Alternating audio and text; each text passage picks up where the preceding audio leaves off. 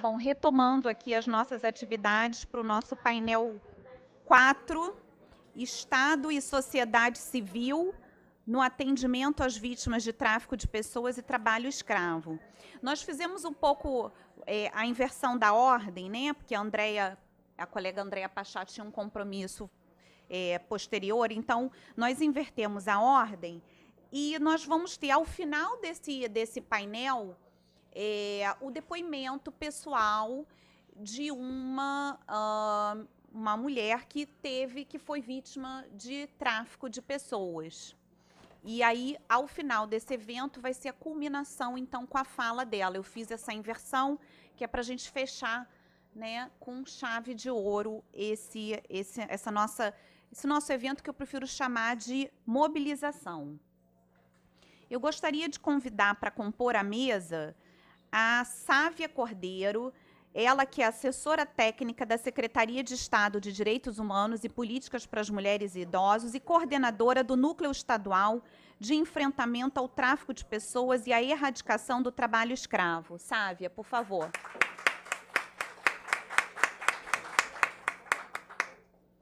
Gostaria de convidar a doutora Cristina Fernandes, ela que é psicóloga do Centro Integrado de Atendimento à Mulher, Cian Márcia Lira, é uma pessoa aguerrida que trabalha aí na defesa dos direitos das mulheres de uma forma integral e representa aí os nossos centros de referência de atendimento à mulher. Por favor, doutora. E gostaria de convidar a Val Ferrão, ela que é presidente e fundadora do Portal Kids, é uma parceira nossa aqui no enfrentamento às crianças e, enfim, na localização das crianças e adolescentes desaparecidas, faz todo um trabalho importante enquanto sociedade civil para o combate ao tráfico de pessoas.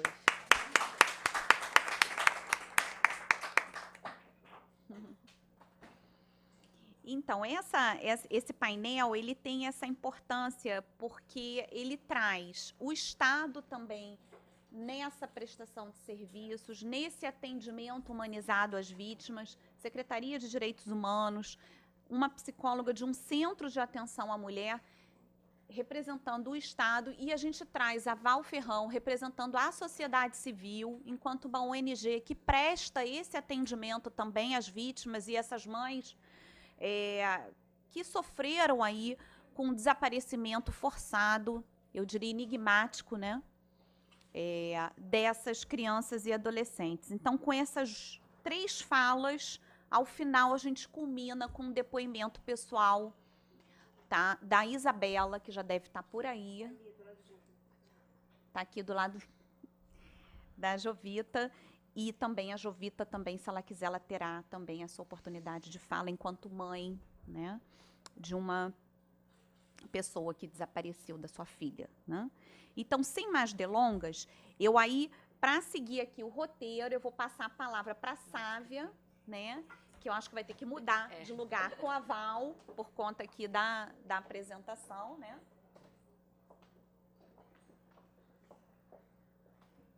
A Sávia aí, que juntamente aqui conosco ajudou na organização desse evento, né, é uma parceira nossa, contribuiu muito aí com o nosso evento hoje, e ela então vai falar sobre esse atendimento que a Secretaria e o Núcleo Estadual de Enfrentamento ao Tráfico desenvolve no Estado do Rio de Janeiro. Por favor, com a palavra, Sávia.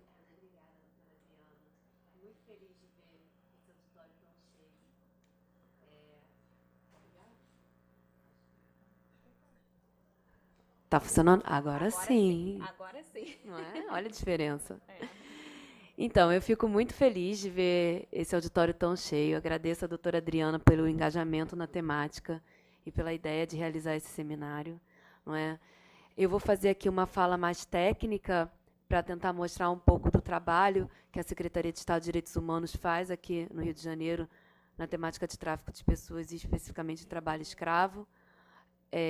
Já que o secretário aqui fez uma fala mais política e eu, como assessora, acho que eu posso trazer para vocês um diagnóstico. Como a doutora Adriana falou, eu trabalho no Núcleo de Enfrentamento ao Tráfico de Pessoas, que é vinculado à Secretaria de Estado de direitos humanos e políticas para mulheres e idosos. Só para vocês terem uma ideia de como um pouco desse panorama, eu achei que ia ser falado aqui, mas acabou não sendo falado ao longo do dia. Eu vou dar um panorama para vocês sobre a temática de tráfico de pessoas a nível nacional e como isso foi pensado, algo bem sucinto, prometo ser bem sucinta, até chegar a nível estadual. Como já disseram, o Protocolo de Palermo é o instrumento jurídico internacional por excelência, que tem o conceito de tráfico de pessoas. Ele foi internalizado por meio de um decreto em 2004, não é? E um novo decreto foi feito em 2006 para estabelecer a política nacional de enfrentamento ao tráfico de pessoas. O que é interessante com essa política nacional? É que ela cria um plano, foi o primeiro plano nacional de enfrentamento ao tráfico de pessoas, e dentro desse plano foram criados 2 mecanismos que seriam específicos para enfrentar o tráfico de pessoas. O primeiro deles é o Núcleo de Enfrentamento ao Tráfico, que ficou conhecido pela sigla de NETP, e o outro é o Posto de Atendimento Avançado Humanizado ao Migrante, que ficou conhecido pela sigla de PAM. Não é? Naquela época, foram criados 17 núcleos e 17 postos avançados. Atualmente, aqui no Rio de Janeiro, o núcleo está, como eu disse, vinculado à Secretaria de Estado de Direitos Humanos, e o posto de atendimento ao migrante fica localizado no Rio Galeão e está sob a responsabilidade da Guarda Municipal, e aqui estão presentes várias pessoas que fazem parte, guardas municipais que são funcionários do posto de atendimento.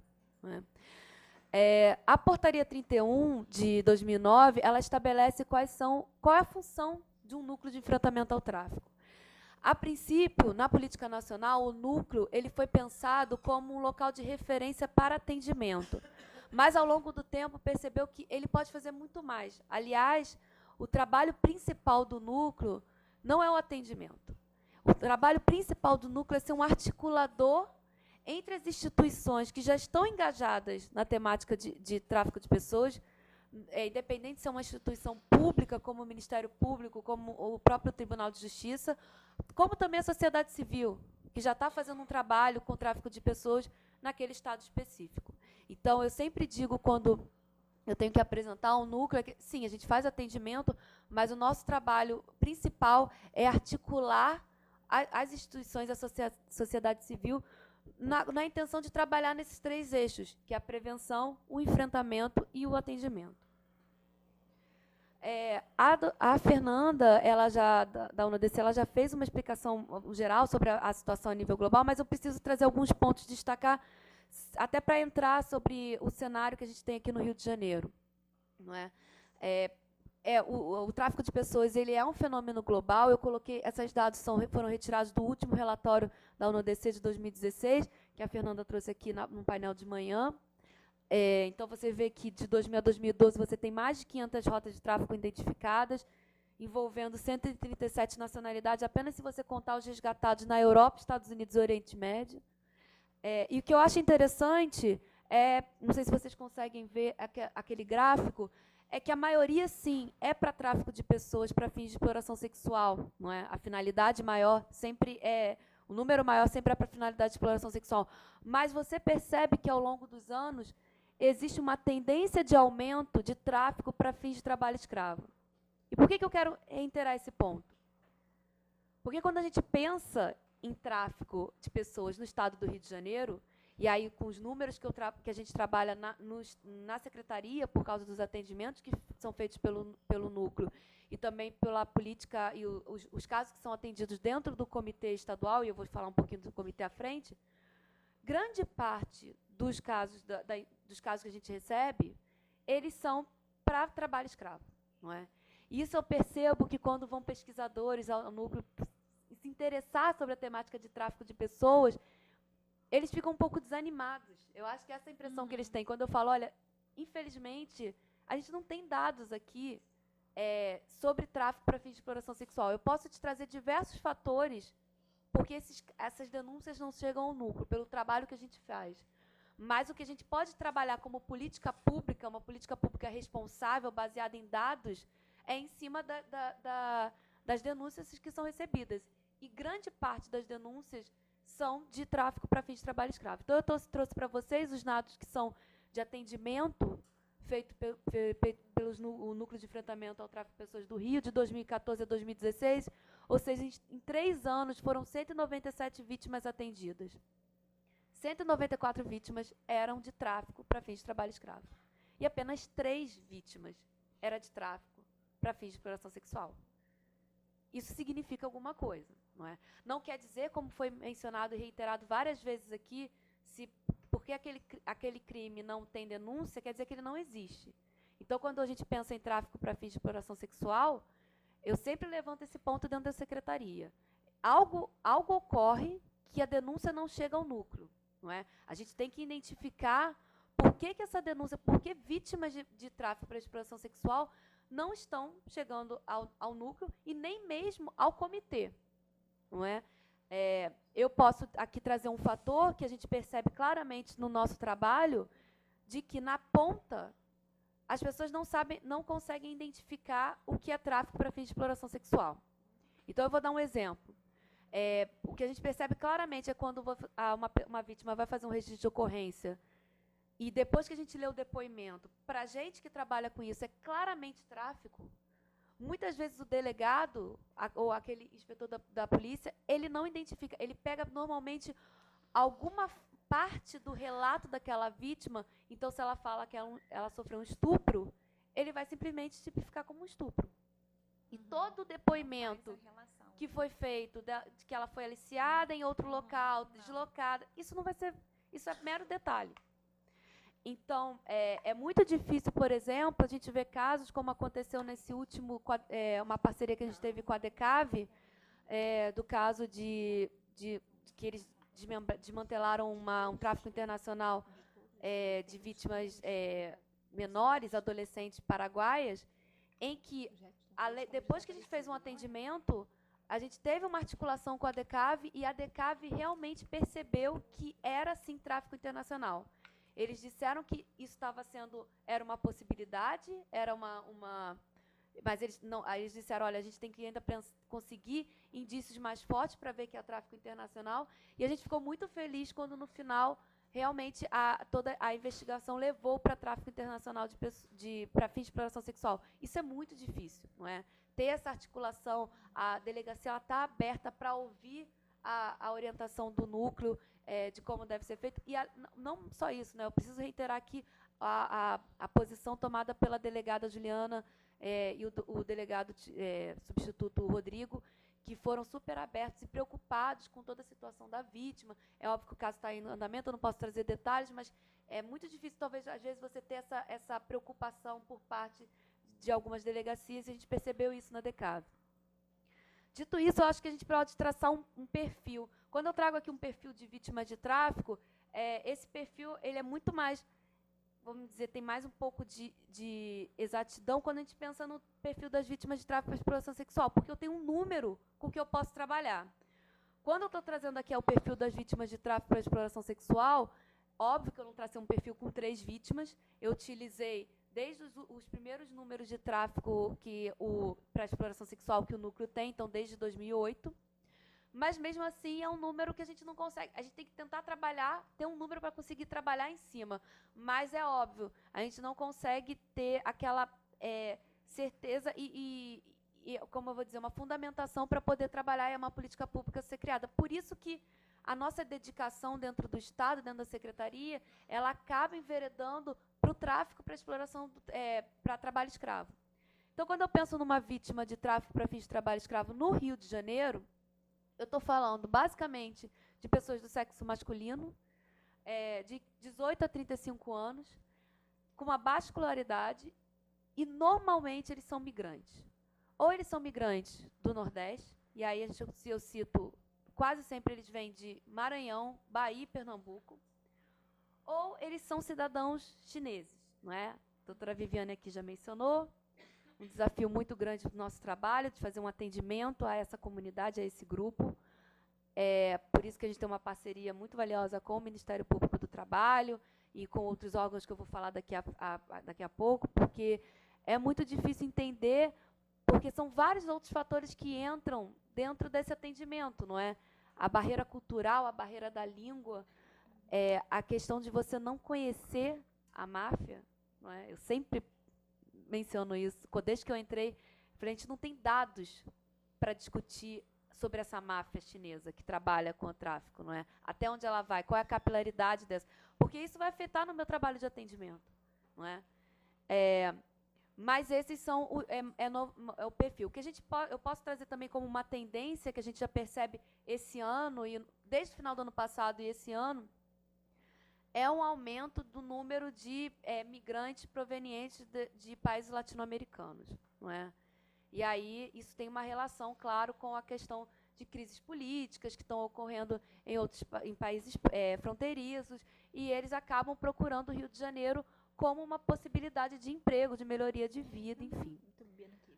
Então, quando eu falo sobre um perfil de vítima de tráfico para exploração sexual, aí sim, fazendo essas ressalvas que eu disse anteriormente, normalmente são mulheres, travestis ou pessoas trans, né, muitas trabalhadoras do sexo, maiores de 18 anos, com baixa escolaridade, né, como eu disse, eles estão indo com consentimento, indo fazer um turismo sexual, porque já foi frisado isso de manhã, mas eu acho que é importante a gente reiterar o consentimento para ir para outro país, normalmente um tráfico internacional, não é? Mas nesse caso, mas pode ser um tráfico interno.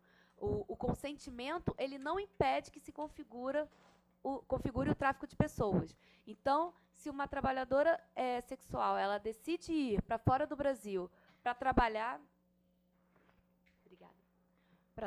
com prostituição num país que é legalizado, o tráfico ele está quando o trabalho dela é explorado.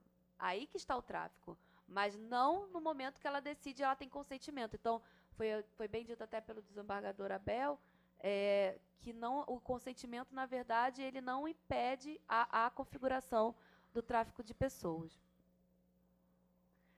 E aí, também aqui, quando a gente é a última pessoa a falar, normalmente várias temáticas já foram tratadas e eu não quero ser repetitiva, não é? O doutor Rafael, do MPT, ele fez aqui na parte da manhã uma explicação sobre o trabalho escravo, né, frisando a importância do trabalho escravo contemporâneo, ter um foco muito mais na anulação da dignidade do que necessariamente na privação de liberdade. Ele, com certeza, tem muito mais propriedade do que eu para falar sobre isso, então, eu acho que é importante a gente ressaltar e reiterar a questão do que significa a anulação de dignidade, ou seja, ela está relacionada com o alojamento precário, com a falta de assistência médica, com a péssima alimentação, com a falta de saneamento básico, todas aquelas fotos que foram mostradas de fiscalizações feitas pelo Ministério Público do Trabalho, Ministério do Trabalho e Emprego. E grande parte dos casos que a gente recebe de tráfico para fins de trabalho escravo, o trabalho escravo está configurado na anulação de dignidade, né, por causa desses fatores que eu listei aqui para vocês. Eu coloco muitas das vezes esse panorama do trabalhador escravo contemporâneo para fazer um pouco a comparação com o que a gente tem no cenário do estado do Rio de Janeiro, não é? Já que esse é o meu foco aqui nessa palestra. Vocês podem ver que a grande maioria é homem, entre 18 e 44 anos, tem uma baixa escolaridade, mas eu gostaria que os senhores prestassem atenção na maioria dos resgatados, não é? Quais são as áreas? Você vê que a maioria está na pecuária ou na cana. Qual é a diferença com o Rio de Janeiro? Diferente desse panorama nacional, em que o trabalhador contemporâneo ele é resgatado quase, na maioria em grande parte, de um trabalho escravo rural, no Rio de Janeiro, a maioria dos resgatados de trabalho escravo, ele está como trabalho escravo urbano, basicamente em construção civil e serviços e comércio, né? Então, aquele perfil que eu trouxe para vocês de vítimas de tráfico para fins de trabalho escravo, quando eu estou falando de migrantes provenientes de estados do Nordeste, eu estou falando de trabalhadores que estão na construção civil, e quando eu falo de serviços e comércio, quase sempre são os migrantes internacionais, chineses e agora latino-americanos.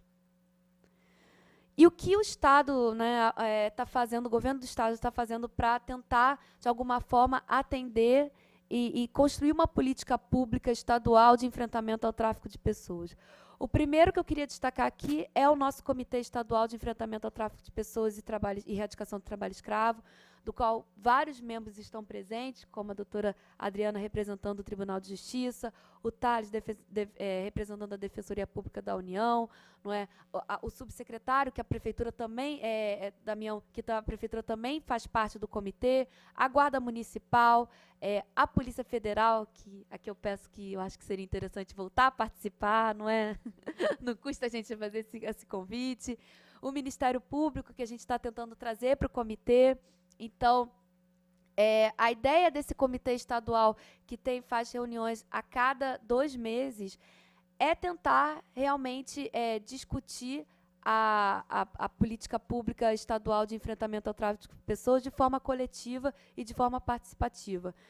Eu mencionei instituições públicas, mas também é preciso ressaltar que a sociedade civil também está presente dentro do comitê. Aqui hoje tem a representante da Caritas, que também faz parte do nosso programa de atendimento, e que eu vou falar à frente. A ideia é a gente fazer construir uma política pública estadual democrática e coletiva. É difícil, não é fácil. Vocês podem imaginar numa reunião que normalmente vão 20, 25 pessoas, com visões diferentes do que é tráfico de pessoas, de como você fazer a prevenção, de como você fazer o enfrentamento, de como você fazer a articulação. Quão difícil é você conseguir ter uma visão uníssona de como trabalhar a temática de tráfico de pessoas. É difícil, mas é necessário. Se a gente não fazer isso de forma coletiva e buscar o engajamento de todos os membros, a gente não consegue atender de forma mais holística possível essas vítimas, não é? E é importante a gente dizer que o comitê ele trabalha nos 3 eixos que já estão, antes mesmo da lei, da nova lei de tráfico, 13.344, frisar que o tráfico deve ser trabalhado em 3 eixos, prevenção, enfrentamento e atendimento às vítimas. O comitê já fazia isso, não é? Quando a gente fala de prevenção, por exemplo, nessa semana da campanha Coração Azul, que é a semana de combate internacional ao tráfico de pessoas, diversas ações foram planejadas no âmbito do comitê, não é? O secretário mencionou a questão da Gift Box, que é um projeto que foi instalado dentro da BRT Alvorada, não é, uma caixa de grandes proporções, em que a gente tenta usar de forma lúdica, alertar a população de forma lúdica sobre os perigos do tráfico de pessoas, armadilhas, mas também foram feitas rodas de conversa, por exemplo, algo mais intimista, com trabalhadores do sexo e com refugiados, que vai ser feito agora, depois da Semana de Coração Azul, por causa de uma questão de logística, de idade, de local. Foi feita uma capacitação com a Guarda Municipal, o seminário hoje. Então, a gente tenta atender e trabalhar a prevenção, tanto conscientizando agentes públicos, mas também a sociedade, não é? A parte de repressão é feita basicamente por meio de articulações, então a gente sempre busca trabalhar, a partir do momento que aparece um caso, articular, utilizar aquele caso de forma como uma melhor prática, de melhores práticas, e levar a discussão para o comitê, para a gente pensar de como trabalhar aquele caso em uma situação futura parecida, não é? E, por fim, o atendimento às vítimas, não é? Do atendimento às vítimas especificamente, eu queria trazer aqui o Programação Integrada, que é uma parceria que está sendo feita entre o Ministério Público do Trabalho, o Ministério do Trabalho e Emprego, a nossa Secretaria de Direitos Humanos e a Caritas Arquidiocesana, não é? Gente, mas foi muito rápido. Ok, vou correr. O Programação Integrada, ele busca promover o atendimento às vítimas de tráfico para fins de trabalho escravo, especificamente, já que é o maior número que a gente recebe, e não só fazer o resgate, mas quebrar o ciclo de trabalho escravo, porque o que a gente percebia é que muitas das vezes o que acontecia era que a vítima era resgatada e depois ela retornava para aquela situação devido à situação de vulnerabilidade que ela se encontra. Então, a ideia, bem resumida, do Programação Integrada, porque ele se estende de várias formas, é tentar promover a reinserção social daquele resgatado de forma que ele não retorne para aquela situação de tráfico para fins de trabalho escravo. Eu trouxe aqui para vocês um pouco para vocês entenderem como funciona o fluxo de atendimento quando a gente recebe uma denúncia. Esse fluxo ele está muito sucinto, não é? Ele se estende muito mais, mas assim que a gente recebe a denúncia, normalmente é dessa forma que a gente faz os primeiros encaminhamentos, não é? Quando é um caso de tráfico para exploração sexual, o núcleo ele encaminha para atendimento normalmente o CIAM. A gente trabalha muito com o CIAM Márcia Lira, por isso que eu fico feliz da Cristina estar aqui para fazer também a apresentação. E para CRAS e CREAS, que já tem um pouco de experiência em trabalhar com a temática de tráfico para exploração sexual. E a parte de investigação, a gente encaminha a denúncia normalmente para a Polícia Federal e para o Ministério Público Federal. Quando é um caso de tráfico para fins de trabalho escravo, a gente faz um encaminhamento do atendimento, da fiscalização para o Ministério Público do Trabalho, Ministério do Trabalho e Emprego, Polícia Rodoviária Federal, Polícia Federal, que normalmente fazem a fiscalização conjunta em força-tarefa, junto com o MPT e o MTE. E o atendimento é feito por meio do Programação Integrada e por ter muitas especificidades, como a questão dos chineses, normalmente quem faz o atendimento é a Secretaria, por meio do núcleo, e a Caritas, em parceria. A Caritas providencia psicólogo e assistente social, e a Secretaria, a gente providencia um apoio jurídico à vítima. Eu trouxe para vocês alguns indícios que eu acho que é importante. A gente falou, os representantes do MP falaram muito sobre a atenção de você trabalhar esse olhar. Então, eu acho que é importante a gente trazer alguns indícios para vocês que estão ouvindo essa palestra, poderem, quando sair daqui, ficarem um pouco mais atentos e serem nossos olhos da questão de tráfico, né? Óbvio que não é para começar uma investigação, para não entrar numa pastelaria de chinês, mas ficar atento, pensar na questão da denúncia, não é, de encaminhar para os órgãos que são responsáveis por isso, por fazer essa investigação sobre tráfico de pessoas. Então, eu diria que alguns indícios de tráfico que a gente percebe nos nossos atendimentos é que muitas das vezes a vítima ela é incapaz de abandonar seu lugar de trabalho. Ela mostra sinais de controle dos seus movimentos, né, que alguém está supervisionando ela, monitorando. Ela é objeto de violência contra ela ou contra os seus familiares. Isso é muito comum, não é? Quando ela é, principalmente um migrante internacional, ela tem muito medo das autoridades, não é? E também quando é deportada, quando a gente recebe uma vítima de tráfico que está sendo reportada, também existe um medo das autoridades. Quase sempre ela não tá em posse dos seus documentos, seja documento de identidade ou passaporte. E quando é um migrante internacional, ela não está familiarizado com o idioma local. Especificamente trabalho escravo, eu gostaria de ressaltar alguns pontos, como a questão de não ter acesso ao salário, ao contrato de não ter contrato de trabalho, longas jornadas exaustivas de trabalho também, depender do seu empregador para qualquer tipo de serviço, desde alojamento, transporte, alimentação, não é? Está sujeito a insultos, a abusos, muitas das vezes é castigado também com multas por ter feito alguma coisa e de forma a impor disciplina para aquela vítima. Se vocês acham que alguns indícios se encaixam numa pessoa que você conhece, não é? Para onde vocês têm que denunciar, não é? Normalmente eu indico o núcleo de enfrentamento, já que a gente pode receber denúncias e fazer os devidos encaminhamentos para a investigação e para o atendimento. Indico também membros do comitê que estão na frente desse enfrentamento, não é? Sendo um pouco repetido, mas o Ministério Público Federal, a Defensoria Pública da União, e quando especificamente trabalho escravo, eu cito o Ministério Público do Trabalho e o Ministério do Trabalho e Emprego. Além disso, quem quiser fazer uma denúncia mais anônima, pode recorrer ao Disque 100, que também faz o encaminhamento aos órgãos da rede de enfrentamento ao tráfico, e o Disque 180, quando se tratar especificamente de algum tipo de violência à mulher. Por fim, aí agora eu vou finalizar, eu queria trazer aqui alguns desafios que já foram mencionados, mas eu acho que é importante, como secretaria, reiterar, não é? Primeiro é capilarizar essa política estadual de enfrentamento ao tráfico de pessoas.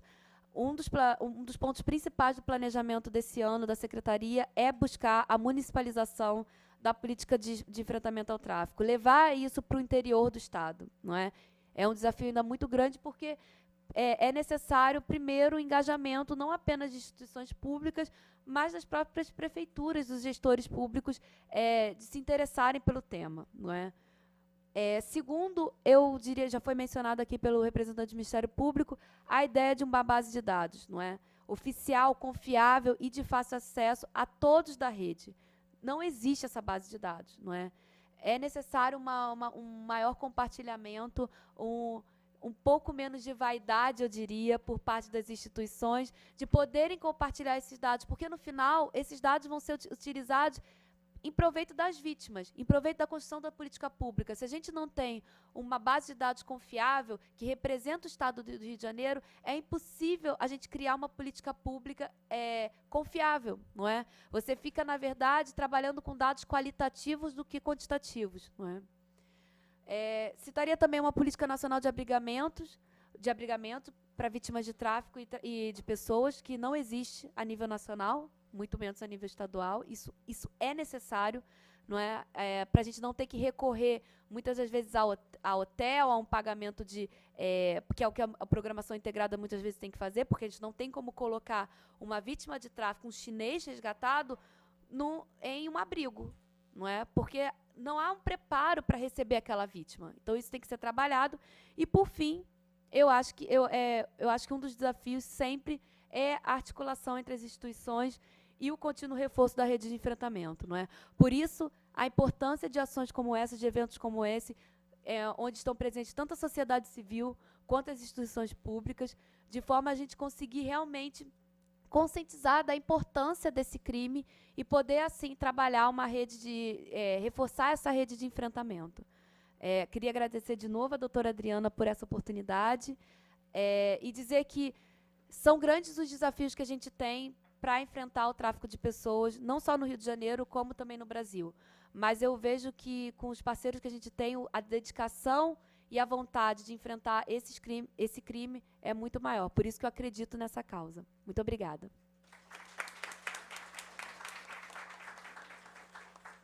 Obrigada, Sávia, pela brilhante exposição e pelo trabalho, que eu sei que é incansável. Eu conheço o trabalho da Sávia há algum tempo e eu fico muito feliz de ver o seu engajamento, em que pese a gente saber que das adversidades, da dificuldade que é trabalhar com tráfico de pessoas, não só no estado do Rio, mas no Brasil, é um tema difícil e o seu engajamento realmente nos enobrece. Muito obrigada. Obrigada, doutora.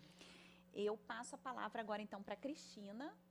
Então, Cristina, que é psicóloga do CIAM Márcia Lira, que trabalha aí com as vítimas, mulheres em todos os contextos, né, da violência, não só da violência doméstica. Eu conheço muito o trabalho da Cristina pelo que ela desenvolve no CIAM, coordenando uma equipe extremamente aguerrida, né, no combate à violência doméstica e familiar, mas ela também realiza esse trabalho lá no CIAM, no atendimento também às vítimas de tráfico de pessoas para fins de exploração sexual. Então, com a palavra, Cristina, obrigada pela presença. Bom, eu que agradeço, doutora Adriana, pelo convite, por participar, falar um pouco fora desse contexto todo, né, que é o lugar da ponta, o lugar do atendimento, do lugar que lida com essas pessoas que estão em situação de tráfico, né?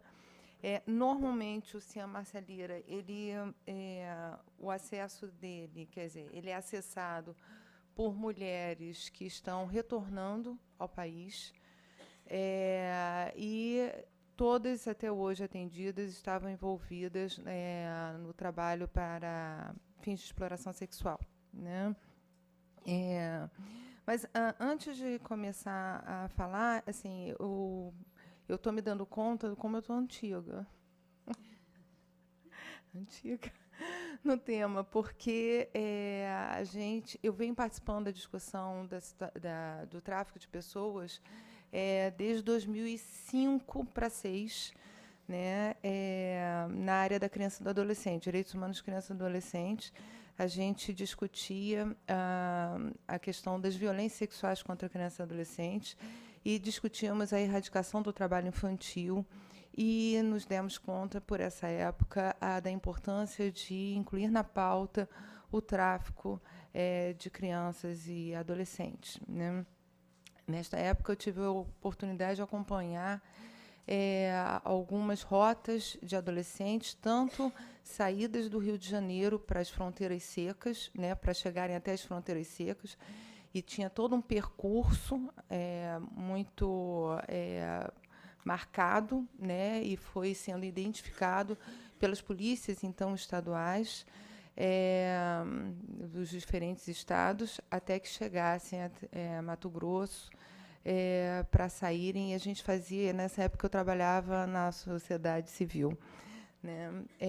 Depois disso, me lembro hoje falando dos sonhos, do filme do Joelzito, quando foi lançado no Odeon, em 2008, quando o Rio de Janeiro sediou o 3º Congresso Mundial de Enfrentamento às Violências sexuais de crianças e adolescentes, e nesse momento já se incluía essa discussão do tráfico no Congresso Mundial, e o nome do filme é Cinderelas, Lobos e um Príncipe Encantado, que é exatamente essa ideia do sonho. Todos buscam, muitos buscam, né? Muitos estimulam a busca desse sonho, alimentam esse sonho, essa fantasia, mas poucas pessoas alcançam esse sonho, né?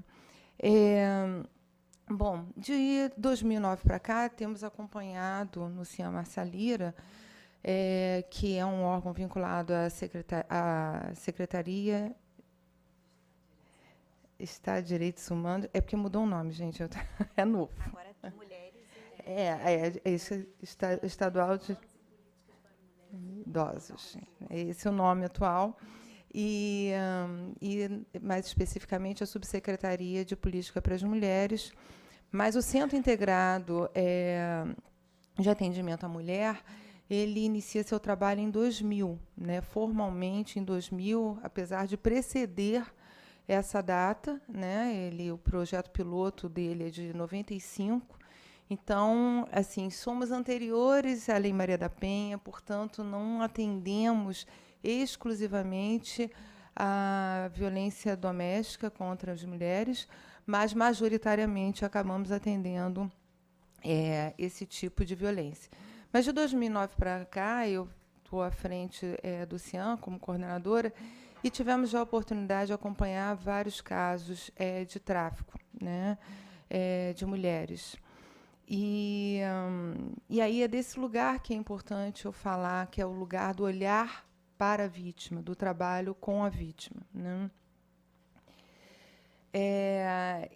E hoje eu tive a oportunidade de escutar a doutora Andréia, agora há pouco, quando ela fala assim, que a gente discute o crime, né, a gente discute o tráfico, mas nunca sob o olhar da vítima. E eu hoje, quando estava fechando a apresentação, eu fiz questão de colocar o ponto de interrogação sem mesmo saber desse questionamento que ia ser apresentado por ela. Bom, os norteadores do atendimento, né, é a proteção social, é a dignidade da pessoa humana, o desenvolvimento humano e a atuação em rede. Eu vou passar rapidamente sobre isso para ficar mais poder me ater às aos 3 últimos slides. A proteção social, que deve oferecer políticas sociais pautadas no cuidado, na dimensão da alteridade, da complementariedade, da reciprocidade. Isso é fundamental, porque a proteção social ela deve garantir o aspecto cultural, a questão de pertencimento, a diversidade, e isso tem que isso implica num olhar muito apurado para o outro, né? Eu não posso, quando ofereço uma proteção social, imaginar que eu deva oferecer para o outro o que eu ofereço para todos, né? Eu acolho desse lugar que é de um lugar onde eu presumo saber o que o outro está passando, mas eu só presumo. Eu saberei mesmo a partir desse diálogo, dessa interlocução com essa pessoa. A questão dos direitos humanos, né, o reconhecimento da dignidade inerente a todos os membros da família humana e dos seus direitos iguais e inalienáveis, constitui o fundamento da liberdade, da justiça e da paz no mundo. Desenvolvimento humano. Bom, essa é uma questão, né? Eu estava escutando agora há pouco a doutora Andréa Pachá, e uma situação muito delicada, né? O anão tem o direito de querer, né, ser lançado do canhão ou não, né? Isso é digno ou não? E isso, eu vou dizer a vocês que eu, como psicóloga e como alguém defensora, atuante na área dos direitos humanos, eu só vou saber se eu acolher a singularidade daquela pessoa, daquele indivíduo, né? Falar do coletivo deles, não sei se eu conseguiria acolher a questão do desenvolvimento humano e da dignidade da pessoa humana, né? Considerando o processo de ampliação das escolhas das pessoas para que elas possam ter a capacidade e oportunidade de ser aquilo que elas desejam ser. E eu não sei se ela deseja ser, né, ocupar aquele lugar de circense, se ela vê todo um histórico cultural ali, uma questão de pertencimento, ou se é exatamente porque é o que tem para hoje. E aí isso faz toda a diferença, né? Se é o que tem para hoje, então o desenvolvimento humano dessa pessoa não está sendo garantido. A dignidade da pessoa humana, que refere-se à singularidade de cada um, como eu acabei de dizer, né? E isso é fundamental na hora do atendimento dessa pessoa, que a gente tenha como pressupostos esses dois aspectos. A dignidade da pessoa humana, de acordo com Sarlet, é a qualidade intrínseca e distintiva reconhecida em cada ser humano que o faz merecedor do mesmo respeito e consideração por parte do Estado e da comunidade, implicando, nesse sentido, um complexo de direitos e deveres fundamentais que assegurem à pessoa tanto contra todo e qualquer ato de cunho degradante humano, como venham a lhe garantir as condições existenciais mínimas para uma vida saudável, além de propiciarem promover sua participação ativa e corresponsável nos destinos da própria existência e da vida em comunhão com os demais seres humanos. Nesse aspecto, eu preciso olhar para a autonomia do outro, para a autoestima do outro, né? Em que situação isso se dá, está naquele momento em que eu recebo essa pessoa para atendimento, e também em que fase de desenvolvimento essa pessoa está, né? Para eu entender, por exemplo, o trabalho e poder respeitar a pessoa quando ela se coloca como uma trabalhadora sexual, né? E se ela entende que a dignidade dela está colocada e garantida, ela como trabalhadora sexual. E eu preciso olhar com todo respeito isso, né? Bom, políticas públicas, conjunto de ações coletivas voltadas para a garantia dos direitos sociais, né? Então, é exatamente através das políticas públicas que a gente pode tentar contribuir para a proteção social dessa pessoa. O CIAM são as estruturas essenciais do Programa de Prevenção e Enfrentamento à Violência contra a Mulher, uma vez que visa promover a ruptura da situação de violência e a construção da cidadania por meio de ações globais e de atendimento interdisciplinar à mulher em situação de violência. Essa norma técnica, esses textos dessas três próximas lâminas, né, deste e das duas próximas, ela vem da norma técnica de 2006 dos CRANs, dos Centros de Referência de Atendimento à Mulher, que foram elaborados, foi elaborado com base em 5 centros de atendimentos que já existiam à época, né? E um deles foi o CIAM Márcia Lira. CIANs devem exercer o papel de articuladores dos serviços governamentais e não governamentais que integram a rede de atendimento às mulheres em situação de vulnerabilidade social em função da violência de gênero. E aí eu coloco em negrito porque essa discussão vem avançando e hoje, para além das mulheres, o CIAM, né, mais especificamente o CIAM, que é o precursor, né, dessa política, o precursor governamental no Estado do Rio de Janeiro e no território nacional, ele já atende o feminino, e isso é importante frisar. né? Então, para além da questão das mulheres, nós atendemos hoje o grupo trans e travesti que passe por uma situação de violência. O CIANS, ainda, além de prestar o acolhimento e atendimento da mulher em situação de violência, deve monitorar e acompanhar as ações desenvolvidas pelas instituições que compõem a rede de atendimento. E, como foi dito, né, eu tive a oportunidade de escutar agora à tarde, mas presumo que durante a manhã, pelos comentários que escutei,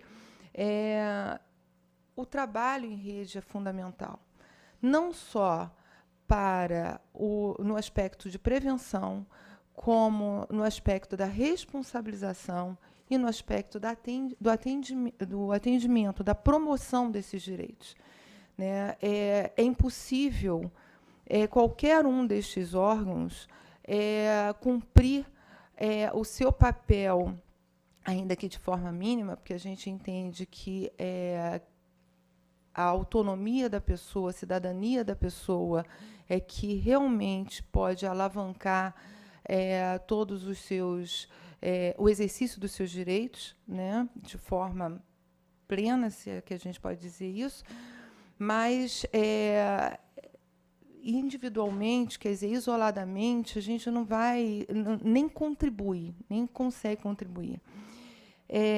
Na área do tráfico de pessoas, isso é um desafio ainda muito novo, né? Porque a gente percebe que os diferentes órgãos, sobretudo setoriais, não conhecem essa dinâmica. E isso dificulta muito, porque quando você não conhece a dinâmica, você também não conhece, não consegue entender o comportamento de cada pessoa envolvida, né? E aí eu não estou falando dos autores, eu estou falando das vítimas, né? E isso é uma delicadeza na hora da nossa atuação, porque você trabalha com preconceitos, né? Você trabalha a partir do senso comum, quando você não se apropria, porque você ainda não faz parte dessa rede de enfrentamento, desse debate que precede, inclusive, a participação da rede. E, muitas vezes, a capacitação ela contribui, mas ela não é suficiente, obviamente, né? Essa discussão continuada, sobretudo de algo tão novo na pauta, né, de um tema tão novo na pauta, não na ocorrência, mas na pauta pública, que a gente, se não for continuada, a gente não dá conta de se apropriar, né? E aí, nesse ponto, eu quero só destacar a questão das informações, né? Um banco de dados é fundamental. Um banco de dados pode contribuir para que a gente faça mapeamentos, para que a gente estabeleça perfis de vulnerabilidade, né? Para que a gente possa envidar esforços, recursos na prevenção, se a gente tiver isso mais claro. Mas a gente também tem que ter cuidado com o sigilo. Eu me lembro de um caso de 2012 que eu confesso a vocês, eu vou dizer quase enlouqueci, quase uma redundância, né? Eu sou psicóloga, então eu tenho que ser meio louca. Mas eu realmente fiquei muito mobilizada com esse caso, de tempo, de energia pessoal, profissional. Um caso de uma mulher que chegou ao Rio de Janeiro, e essa mulher estava envolvida numa rede de tráfico. Ok, não era o primeiro, não seria o segundo, mas era uma rede de tráfico sadomasoquista, né? E uma rede muito rica, porque ela tinha uma peculiaridade, né? E nesse dia, um desses dias, depois de alguns meses eu acompanhando, só eu e mais um profissional, eu não tinha entendido porque, nesse caso em especial, eu tinha recebido uma carta branca com a seguinte recomendação: não me fale nada, eu não quero saber do caso. Conduza o caso, faça tudo o que você precisar. Se precisar de carro, ok, dinheiro, ok, mas não quero saber sobre o caso. E aí, conforme eu fui conhecendo o caso, fui entendendo a complexidade na perspectiva da mulher, um pouco sobre essa peculiaridade da rede sadomasoquista na Europa, né, do quão rica, né, ela é, porque o tráfico humano é muito lucrativo, né, não é um crime fácil de se enfrentar. E eu entro, e um dia assim exausto, chego em casa de madrugada por conta do caso, que eu fiquei andando de município para município com esse caso, e ligo a televisão e está passando o filme A Informante. E aí cai a minha ficha, quando eu me dou conta que parte dessa rede era exatamente a rede de enfrentamento. Esse filme fala de toda uma rede de consulados e da Interpol, pessoas desses espaços, dessas instituições envolvidas na rede. E era o que tinha acontecido nesse caso. Foi um caso muito complicado, né, porque por isso eu não podia trocar e-mails, por isso eu não podia ter ficha, por isso eu não podia falar no telefone sobre o caso, né. Então, a complexidade desses casos, ela tem um leque, um repertório de variáveis que é importante que a gente tenha muito cuidado na hora do debate, né? Saber que a gente está enfrentando algo muito complexo, muito maior do que a gente possa imaginar, na medida em que a gente está engatinhando nisso, apesar de já termos avançado bastante. Então, o banco de dados é fundamental para todos esses aspectos, mas lembrando que a identidade dessas pessoas ela precisa ser preservada. Bom, o lugar do atendimento, o lugar do cuidado, né? E o cuidado implica em olhar o outro, e olhar o outro do jeito que ele é, né? Para que a gente possa trabalhar essa autonomia, essa autoestima,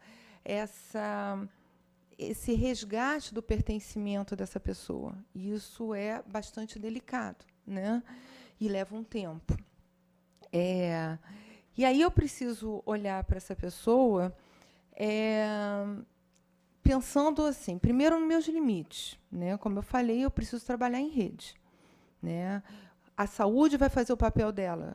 Muitas pessoas chegam com agravos psiquiátricos, com estresse pós-traumático, com uma distorção de imagem, com distorção de identidade, pessoas com envolvimento com drogas, né? Eu tenho que também identificar quais as minhas possibilidades nisso. Porque, por exemplo, dentro do fluxo, eu tenho que lembrar que tem investigação. Eu tenho que lembrar que tem a área da responsabilização. E que isso é fundamental, não só para aquela mulher, no meu caso, que eu atendo as mulheres, mas para todas as outras mulheres que estão enredadas em situação de tráfico. Mas eu também tenho que lembrar que muitas vezes elas são olhadas como criminosas e elas se sentem julgadas como criminosas. Elas relatam a forma como elas se sentem ouvidas pela polícia, né, pelo Ministério Público. Eu não estou fazendo uma crítica aos órgãos, eu tenho que saber dos meus limites e possibilidades, eu tenho que saber que é o lugar funcional, né? Eu tenho que saber que o lugar do Ministério Público é muito claro, né, que é de investigação, da polícia idem, mas eu tenho que saber que o meu lugar é o do cuidado. E como ter a medida certa nessa interlocução, nesse entrosamento. Isso é uma delicadeza, né?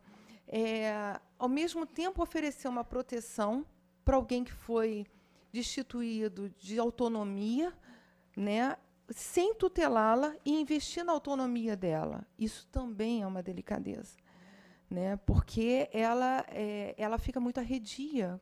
Qualquer coisa que você diga, calma, ou vem para cá, ou vem para lá, é muito difícil, porque, mais uma vez, alguém está dirigindo a vida dela. E não é o meu papel, né? A complexidade de cada caso, né? Eu vou falar um pouco mais na próxima lâmina, juro que eu vou tentar ser sucinta. E singularidade, eu vou falar na próxima, né? A referência contra a referência, ou seja, continuar trocando com esses órgãos, né? Esse caso do Paraguai foi fundamental essa conversa com a delegacia, né? Eu me lembro do Thales tenso. O que a gente faz agora para proteger a menina? Vamos fazer o que tem para agora, né? Que é proteger. Mas a gente deveria, sim. Mas quem é o principal motivo da gente estar aqui? A menina? Então, é o que é possível ser feito, né? E aí, essa delicadeza, né, do cuidado, defesa, responsabilização, o lugar de cada um, que precisa trabalhar em conjunto, mas respeitando o foco de cada um, mas esperando, a expectativa é que a gente possa convergir no quê? No bem-estar dessa pessoa, né, na dignidade da pessoa humana que está sendo atendida. Os mitos, né? E aí eu vou falar especificamente sobre as mulheres, que elas vão enganadas. Boa parte não vai enganada. Elas sabem que vão trabalhar para fins sexuais, né? Como profissionais do sexo. Elas não vão enganadas. Elas não vão achando que vão trabalhar como babás. Mas elas sabem que é isso que as pessoas escutam sem fazer juízo de valor. Então, elas trazem um discurso pronto. Isso é um problema? Não. Não seria se, em algum momento, essa narrativa começasse a ficar frágil. E, quando começa a ficar frágil, lá vamos nós culpabilizar a mulher de novo. Sabia que tinha alguma coisa estranha, né? Sempre fez. Qual é a diferença de fazer aqui ou lá ou acolá? Toda a diferença, as condições de trabalho. Essa é a grande diferença, né? Que não querem mais retornar. Eu não atendi mulher alguma que não quisesse voltar. Todas queriam voltar. Elas só não queriam voltar naquelas condições, mas querem voltar. Porque elas querem, como eu falei, uma Cinderela. Elas vão por um sonho. Elas vão por um sonho, por um encontrar, porque elas vão se tornar dançarinas, porque elas vão ter condições de vida, qualidade de vida melhor, porque elas vão encontrar um príncipe encantado que casará com elas. E encontram, tá? Eu quero dizer que encontram, e essas não voltam, né? Que se sentem traficadas, não sentem, isso foi, eu acho que, amplamente discutido, elas não se sentem traficadas, elas se sentem logradas. Elas se sentem violadas nos direitos humanos delas de acordo com o tratamento que recebem lá, né? Nem todas têm o seu passaporte confiscado, mas elas não têm nada o que fazer, elas não dominam a língua, não conhecem a cultura, são tratadas como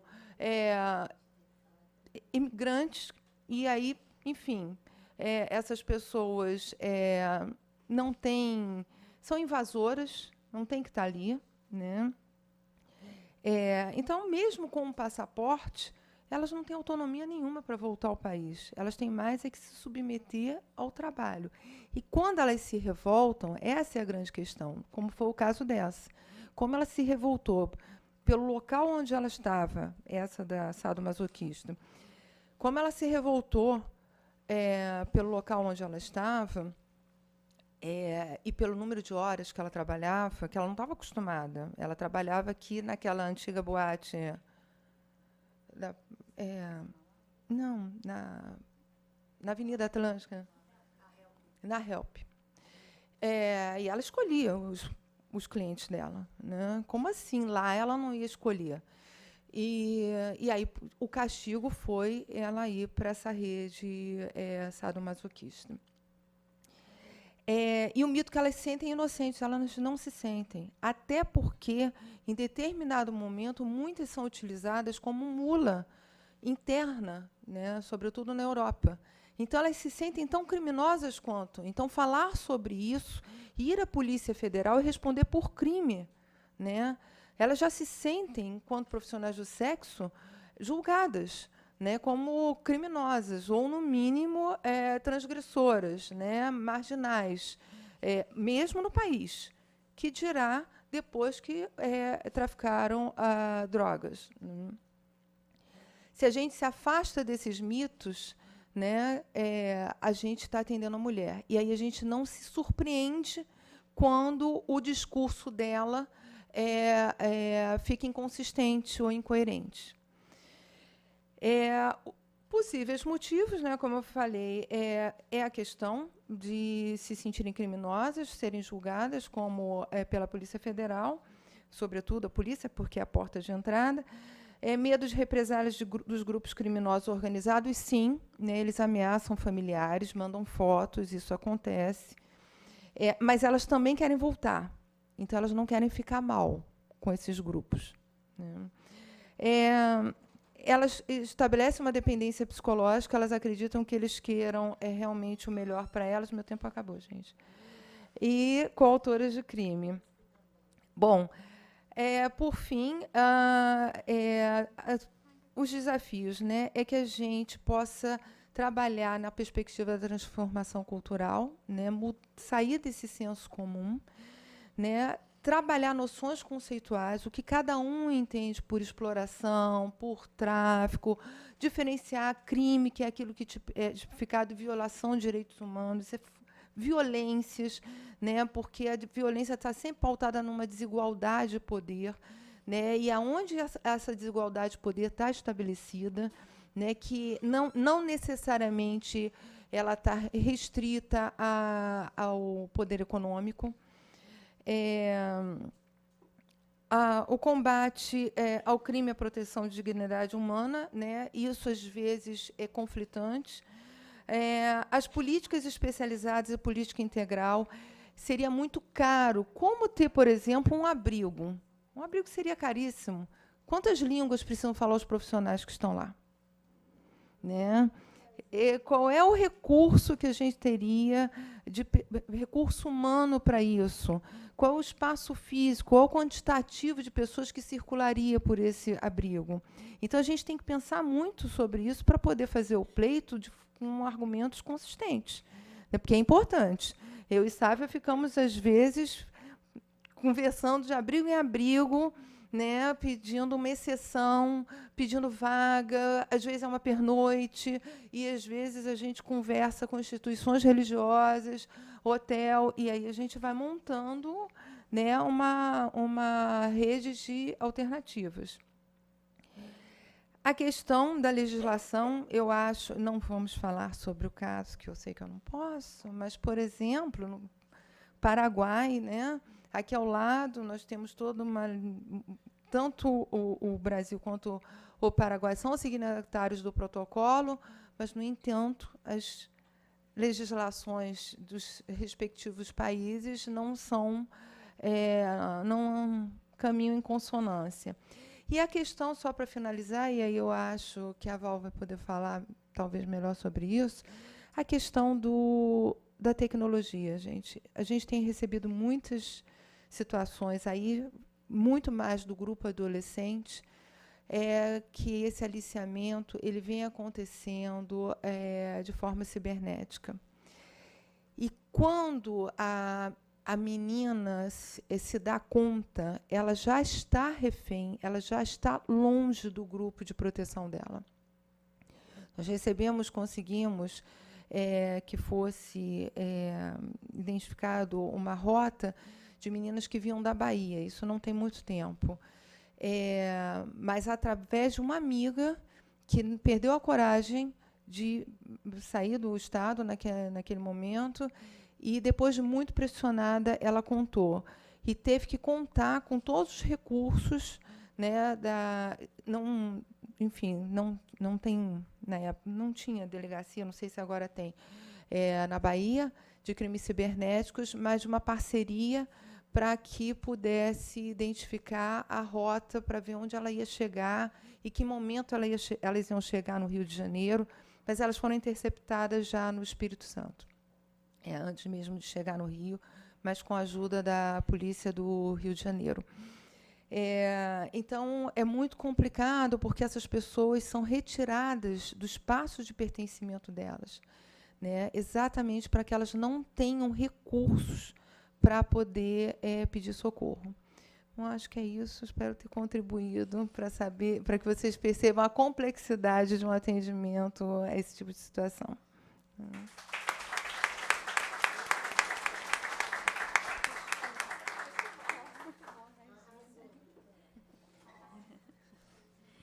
obrigada. Cristina, assim, é incansável nessa luta. Assim, ela tem um atendimento muito particular. Esse Cian Marcelira, para quem não conhece, é aqui na Regente Feijó. É um trabalho assim magnífico que o Estado do Rio oferece, em que pese todas as escassezes, né, escassez de recursos, de material e tudo. Esse trabalho, a equipe da Cristina, assim, nos engrandece muito. E eu digo assim que a gente é usuária direto do Cian Marcelira, né?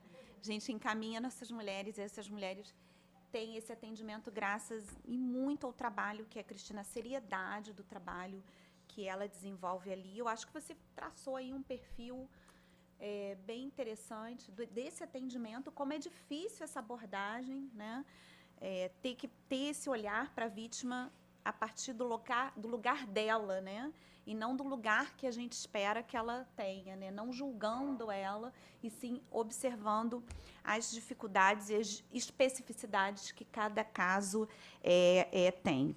Então, aí, para a gente culminar aí com o nosso painel quarto, eu passo a palavra, então, para a Val, que então dirige a ONG Portal Kids, que faz esse trabalho pela sociedade civil de acolhimento e atendimento às vítimas e mulheres que sofrem também com a questão da violência. Val, por favor.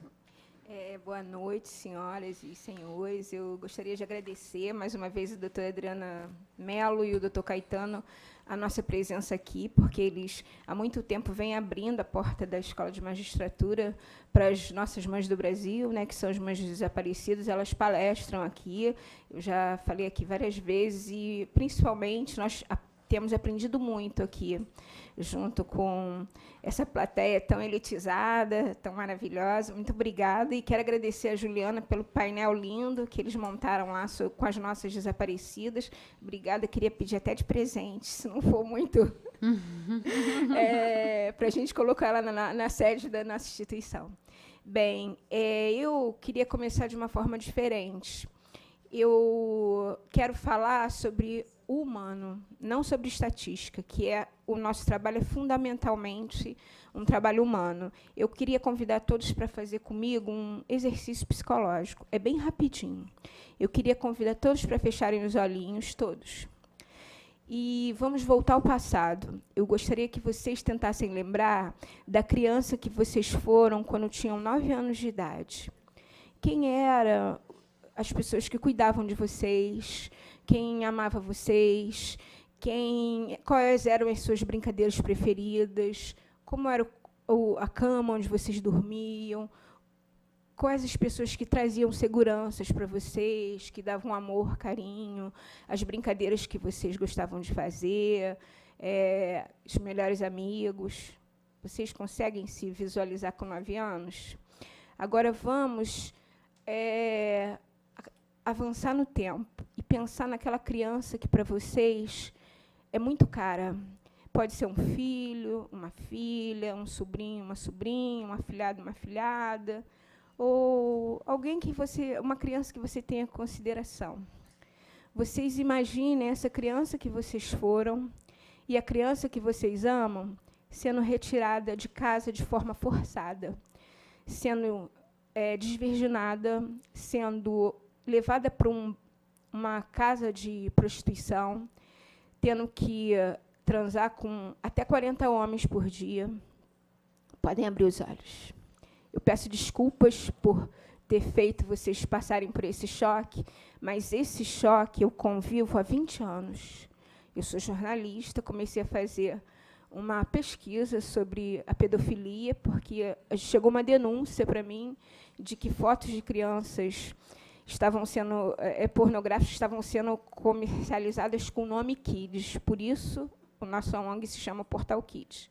Eu joguei aquilo na internet, um amigo meu me ajudou a fazer um Kids Denúncia. Foi o nosso primeiro site. Achei que não ia chegar denúncia nenhuma. A quantidade de denúncias que chegou para a gente sobre essas tais fotos Kids, e uma delas foi de uma menina desaparecida nos Estados Unidos. Ela desapareceu na porta de casa. Uma brasileira identificou essa criança como uma criança desaparecida nos Estados Unidos. Essa foto foi enviada para o filho dela. Ela estava numa situação de pornografia criança. Sem saber para quem mandar aquela denúncia, eu passei para o Ministério Público, que para um jornalista não existe a palavra não. E eu também considero as pessoas, todas as pessoas como iguais a mim.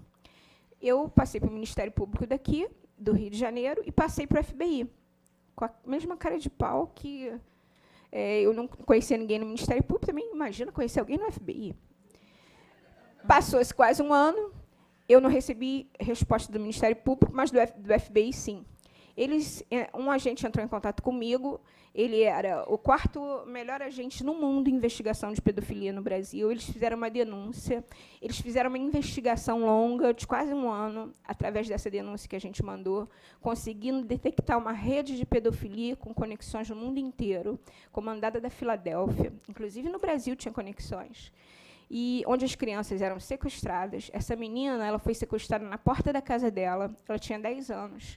Ela foi usada em fotos pornográficas, depois ela foi morta num ritual satânico, tudo isso foi postado na internet. E ela foi enterrada numa cova clandestina, que aqui, eu conheço muitos cemitérios clandestinos, já fui em muitos procurar crianças. Mas lá eles enterram por baixo das copas, nos cemitérios. Quem me passou isso foi o 4º maior agente no mundo em investigação de pedofilia. Então, assim, nós já começamos tendo o FBI como parceiro. Ele veio para cá, o agente, quis ir ao Ministério Público, ver o que o Ministério Público tinha feito. Nós fomos, e o promotor não tinha feito nada, mas disse para ele que não ia falar com ele, porque ele não falava com a gente, só com a autoridade. Foi então que ele explicou que ele também era embaixador. E ele ficou muito impressionado com o nosso trabalho. Eu dei várias denúncias para eles. Ele falou, você tem muitas denúncias? Umas 5? Eu falei, não, agora já tem 300. Ele pegou essas denúncias todas. Por um longo tempo, ele investigou. Ele até me convidou para fazer um curso em Washington, que me daria porte de arma. Ele até falou, eu vou te ensinar a lidar com arco e flecha. Eu falei, nossa, vai ser um perigo. Eu armada, não era assim. Já é, pois é. Mas meu pai, infelizmente, ele estava morrendo naquela época, eu não podia, e ele acabou se aposentando, mas ele investigou muitas denúncias nossas. E ele me levantou a hipótese do mesmo está acontecendo no Brasil. Ele me perguntou, qual agente que trabalha com você? Eu falei, como assim? Ele, qual agente da polícia que trabalha com você? Eu falei, nenhum. Ele ficou muito impressionado da gente estar fazendo um trabalho como esse, que interessou os Estados Unidos, mas não interessava ao Brasil. Só que ele me perguntou se as meninas desaparecidas daqui estavam sendo sequestradas para esse fim. E aquilo ficou na minha cabeça. Eu peguei o caso de umas meninas de Teresópolis, que elas desapareceram e foram assassinadas todas. E a cidade colocou na conta de uns meninos que estavam se fantasiando de vampiro, porque eles jogavam RPG e iam para o cemitério vestidos de vampiro. Quando eu cheguei lá, até eles fizeram um ritual, jogaram capa, dizendo que eu era uma bruxa, aquelas besteiras. E eu falava para eles, criança, vai. Na verdade, a gente pegou o assassino, que não eram os vampiros, a gente acabou até fazendo um favor aos vampirinhos, que eles estavam muito enrolados, porque a polícia queria botar os crimes na conta deles.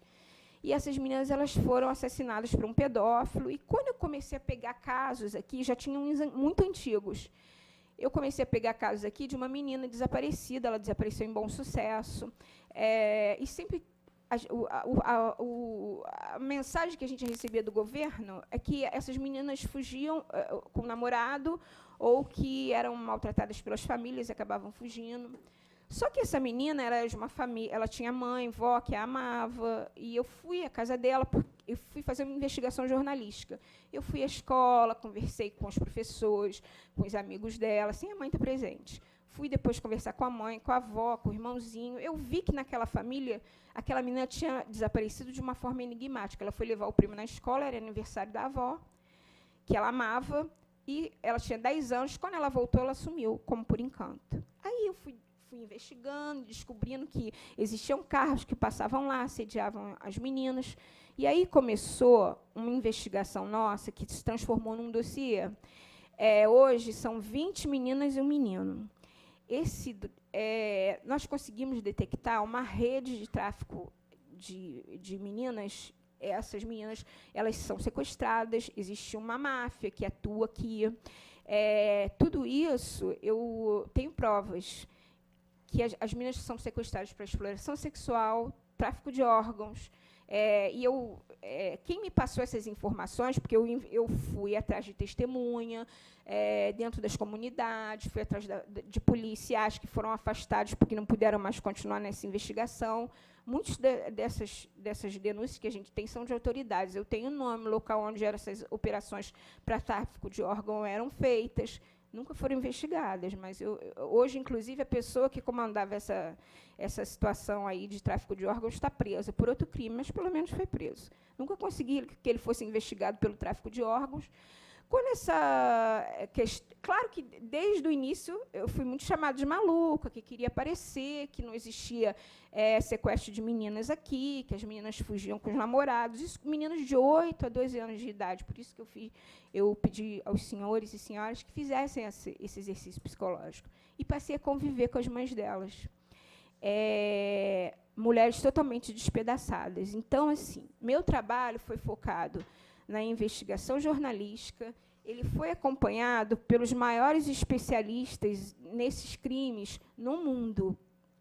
Tem uma instituição que nos acompanha, que é a Caramela Bona, e a UERJ, ela logo no início nos chamou, os cientistas sociais nos chamaram porque eles queriam entender como uma ONG tão pequenininha e sem recursos, que naquela época nem era ONG, era eu com um grupo de mães, estava fazendo esse rebuliço todo e conseguindo resolver tantos casos. Hoje em dia, eu nunca parei para pensar nisso, mas eu acho que hoje, ouvindo aqui os colegas falarem, a gente resolveu tantos casos porque a gente sempre tratou as pessoas como pessoas. Nunca foram estatísticas.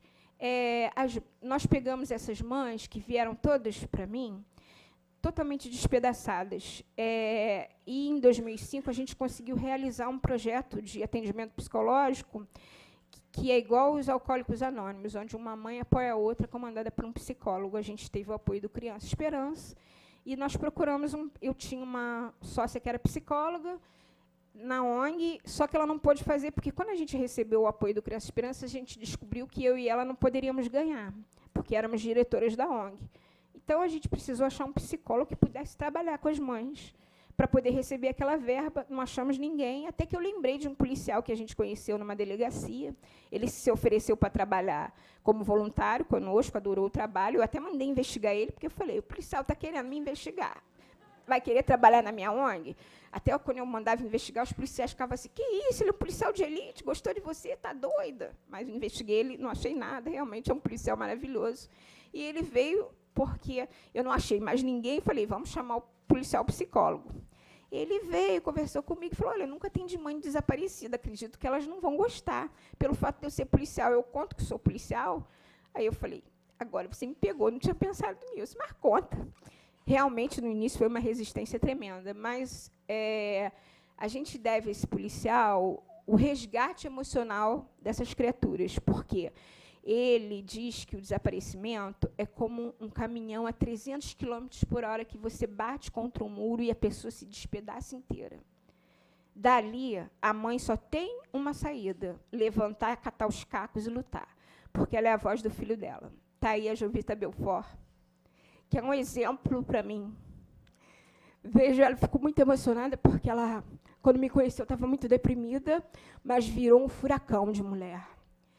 E é com a força dessas mães que a gente conta para poder levar os casos adiante, porque o nosso principal inimigo, me desculpa, foram os órgãos governamentais, porque eles nos combatem o tempo todo, eles não nos dão ouvidos. Eu conheci, em 2002, a doutora Adriana Mello numa CPI que eu fui, porque todo mundo me chamava de maluca, mas o dia que eu fui à CPI da exploração sexual infantil, do tráfico de órgãos e da criança desaparecida, foi o ápice da minha vida. Porque eu falei, não era maluquice. O nosso trabalho, ele sempre foi fundamentado nos pesquisadores. Eles nos ajudaram muito na minha investigação jornalística e na força das mães, na reconstrução delas e na luta delas. Até me perdi. Eu falo nas mães, fico emocionada. Mas, assim, eu conheci a doutora Adriana Mello, ela me conheceu falando numa CPI. E ela me falou, puxa, eu adorei seu trabalho, eu quero, mas mandei investigar ela não, né? Uma juíza policial eu até mandei. Mas ela chegou para mim e falou assim, adorei seu trabalho. Eu juro que eu não mandei, doutora Adriana. Eu gostaria de oferecer um defensor público a cada mãe. Eu falei, maravilhoso. Aí cheguei e falei para elas falaram, não queremos. Não quiseram. Fiquei morrendo de vergonha, mas elas não quiseram. Passou o tempo.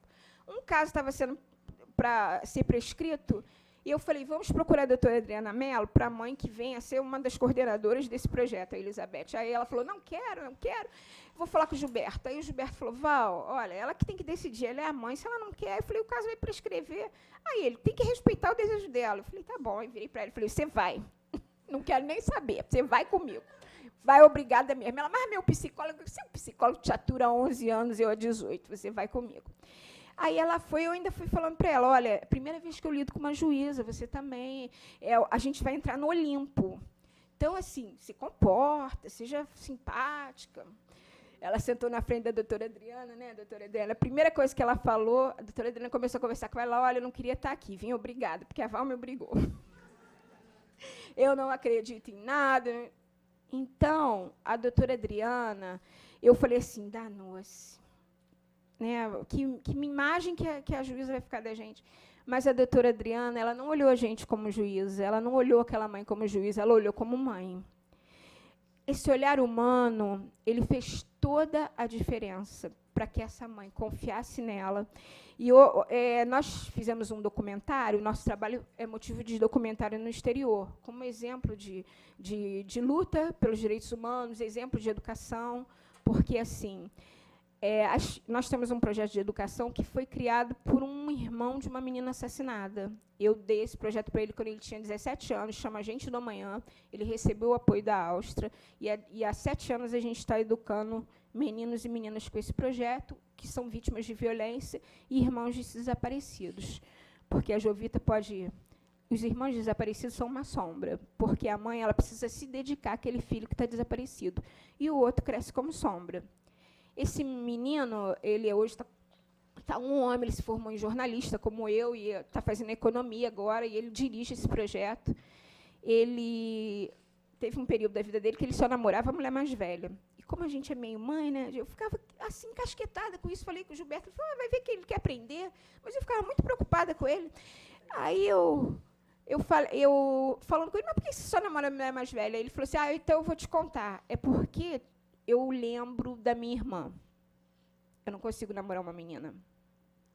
Para vocês verem, eu estou contando essa intimidade dele, mas para vocês verem como o desaparecimento, como o sequestro, ele afeta essas famílias de uma maneira brutal. E, graças a Deus, os jovens todos conseguiram se reconstruir. Mas, eu digo para vocês, por trás de cada caso desse, existe uma família destroçada, existe uma mãe que ela sobrevive. Uma vez uma mãe disse para mim, Val, eu não consigo mais sentir prazer com meu marido. Eu falei, por quê? Porque toda vez que a gente está no nosso momento de intimidade, eu penso na minha filha. Eu penso que pode estar um homem sobre ela naquele momento. E minha filha, que nem menstruada era, ela caiu em prantos na minha frente, e eu nunca mais esqueci disso que ela me falou. Porque mãe de desaparecido, mãe de traficado, não tem prazer, não tem felicidade. Tem momentos de alegria. Mas qual é o objetivo da nossa vida? Todos nós queremos ser felizes. Para essa mãe, esse direito é cortado. Nunca mais ela será feliz. Ela, sim, ela pode se reconstruir. Está a prova aí, na frente de vocês. Mas felicidade nunca mais. E isso é muito desumano. E eu fico impressionada como as pessoas combatem o nosso trabalho. Doutora Adriana, nesse documentário que a gente fez, eu pedi a doutora Adriana para falar. E na frente dela, os repórteres me perguntaram, o que a doutora Adriana significa para você? Uma juíza? Eles ficaram até impressionados, né, de estar dando apoio a gente. Aí eu disse, abaixo de Deus, a doutora Adriana. Tá, doutora Adriana? Ela ficou até sem jeito, mas para que ela saiba a importância do apoio que ela deu para as minhas mães. E para essas meninas que, como disse uma mãe, eu preferia que minha filha tivesse morta. Você não conta isso para ninguém, Val? Eu estou contando aqui para a plateia, mas não estou dizendo o nome da mãe. Eu falei, por quê? Aí ela falou, você já imaginou? Há 15 anos minha filha está desaparecida. O que é a vida da minha filha numa casa de prostituição? talvez, se Deus tiver levado, ele será mais misericordioso. Então, quando eu tenho um dossiê que a doutora Adriana conhece, com provas, inclusive, que eu acho que o caso das meninas deveria ir para a Polícia Federal. Nós fizemos, eu vou corrigir o doutor Caetano, há 2 anos a doutora Adriana tenta fazer esse protocolo junto comigo. Nós fizemos reuniões mensais com a equipe toda da Polícia Civil, da UML, tudo que a gente conseguiu descobrir, que ossadas de meninas que poderiam ser as nossas, sumiram do UML. E conseguiram descobrir porque eu fui fazer uma investigação jornalística e consegui as provas e trouxe para a doutora Adriana. Então, assim, é inconcebível que no mundo de hoje a gente ainda seja visto, a mãe seja vista como culpa, agente da sua própria tragédia. Porque elas se sentem culpadas. A mãe se sente culpada porque ela não estava no momento da filha quando ela foi sequestrada. Eu tenho um menino que hoje tem 16 anos, ele condenou o sequestrador da irmã dele. Ele tinha 4 anos. Para ele parar de chorar, o homem deu uma nota de R$1 para ele. E ele, até hoje, até pouco tempo, quando ele conseguiu condenar por menos de 3 anos, foi a sentença que o juiz deu, mas deu. Ele falou para mim, eu me libertei, tia, porque eu senti ali que eu fiz o que eu podia pela minha irmã e não a vendi. E ele tinha 4 anos. Você vive a vida inteira com isso. Assim, a doutora falou sobre o caso da pedofilia na internet. Eu já peguei mulheres e meninos de todo o Brasil e fora do exterior, no México, que foram aliciados através da internet e foram traficados e a gente conseguiu resgatar. Essa história dos 40 homens foi uma moça que voltou e falou para mim que ela era obrigada a transar com 40 homens. No caso de uma das meninas que está aí fora, a Larissa, a Secretaria de Segurança, a Polícia de Elite investigou, porque nós já passamos por todas as delegacias, até que chegou na Secretaria de Segurança, porque a gente fez uma manifestação lá na porta do Mariano Beltrame, e ele botou a Secretaria de Segurança para investigar. Eles descobriram uma casa de prostituição que prostituía as meninas de 8 a 12 anos, elas ficavam enjauladas, igual pombos, só desciam para comer e dormir. Para comer e transar. Elas dormiam até na jaula. Isso aconteceu aqui há uns 4 anos atrás. Isso existe, gente. Então, assim, eu queria finalizar, porque é tanta história, mas eu acho que eu falei para vocês um pouco do que é a vida da vítima do tráfico, o que é a vida da família vítima do tráfico. Mas, em 2013 ou 2014, parece que foi a vida inteira, uma mãe que eu conheci no Tocantins me pediu para ajudar uma moça que para ela era como se fosse filha do coração. Ela veio para mim, que é a Isabela, que está aqui na minha frente, linda, maravilhosa. E o caso dela é tão complexo que ela foi traficada bebê, mas ela vai falar a história dela, que eu resolvi fazer um dossiê. E era um parto, porque a gente ficava, era muito emocionante, a gente tinha que parar. E ali nasceu uma filha de coração para mim. Aquele dossiê foi um trabalho de parto que a gente fez durante meses, né? Eu fiz a história dela, trouxe para a doutora Adriana, ela conseguiu tirar os documentos dela e virou a minha filha de coração. Um dia ela perguntou, puxa, posso chamar de mãe do coração? Eu fiquei tão orgulhosa de uma mulher maravilhosa dessa, me escolher como mãe de coração. E espero poder retribuir essa maternidade aí de coração que a gente tem. Hoje as pessoas até acham a gente parecida, até a gente está se achando, né, parecida. Então, eu agradeço demais vocês estarem aqui me ouvindo. Eu peço que esse protocolo saia, porque, senão, essas palavras vão... eu estou vendo pelas expressões que estão emocionando todos vocês, mas daqui a pouco a vida vai fazer a gente esquecer. Vocês esquecerem, porque eu não. Desde que eu entrei nisso, eu não consegui mais sair. Eu não sou mãe de desaparecido, não sou vítima, mas eu nunca mais consegui deixar essa história, porque nós somos a voz e a dignidade das crianças. Se não formos nós, ninguém lutará por elas. As mães, né? Eu me incluo como mãe, porque eu sou um pouco mãe agora de todas elas. Eu queria agradecer imensamente o doutor Caetano pelo fato de eu estar aqui, a doutora Adriana, que abaixo de Deus é ela. Muito obrigada por tudo que a senhora fez pela gente, continua fazendo. Foi muito importante estar aqui, porque e ver quantas pessoas existem interessadas hoje no tráfico de pessoas, porque é uma violência tremenda que se comete. E, assim, a nossa investigação está aí, está sem investigação. Mas nós temos muitos dados que eu queria passar essa investigação para a Polícia Federal, já passei. A doutora Adriana queria fazer de novo uma força-tarefa, agora com a nova equipe, né?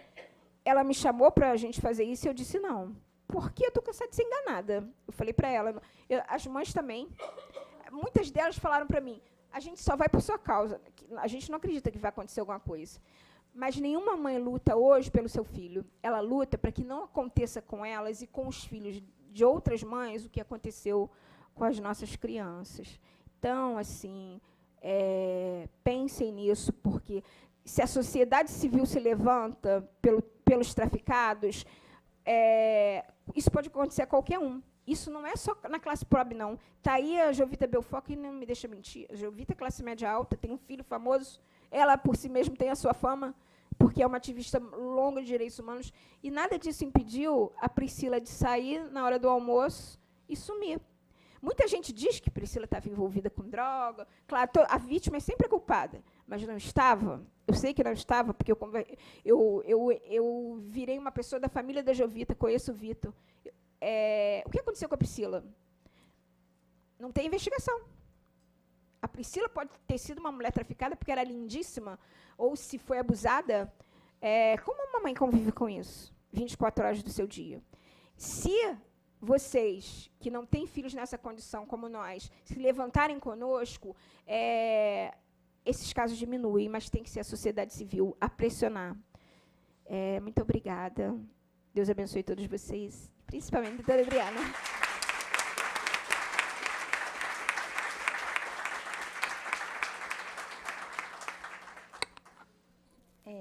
Obrigada, linda, pelas palavras. Assim, eu não faço nada mais do que minha obrigação, né? Mas nada, para quem não tem nada, é muito, é tudo.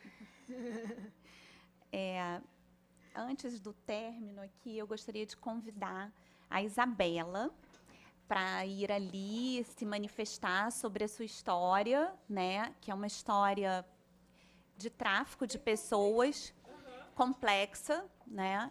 Que fala sobre adoção ilegal, né? Que é uma das modalidades de tráfico de pessoas prevista na lei que entrou em vigor em outubro, né? A gente falou muito sobre trabalho escravo, a gente falou sobre exploração sexual, sobre tráfico de órgãos, remoção de órgãos, mas tem também a questão da adoção ilegal, né? E, então, a história dela, ela tem um compromisso, então tem que ser breve, que eu sei, e eu conheci, na verdade, não sei se eu posso falar, a Charlotte, né? Na verdade, eu conheci ela como Charlotte em 2012, 2013, e assim que ela chegou aqui, ela veio pela Val, e aí a gente começou, a partir das nossas relações com a Defensoria Pública do Estado, a fazer um atendimento a ela para a localização, identificação da família e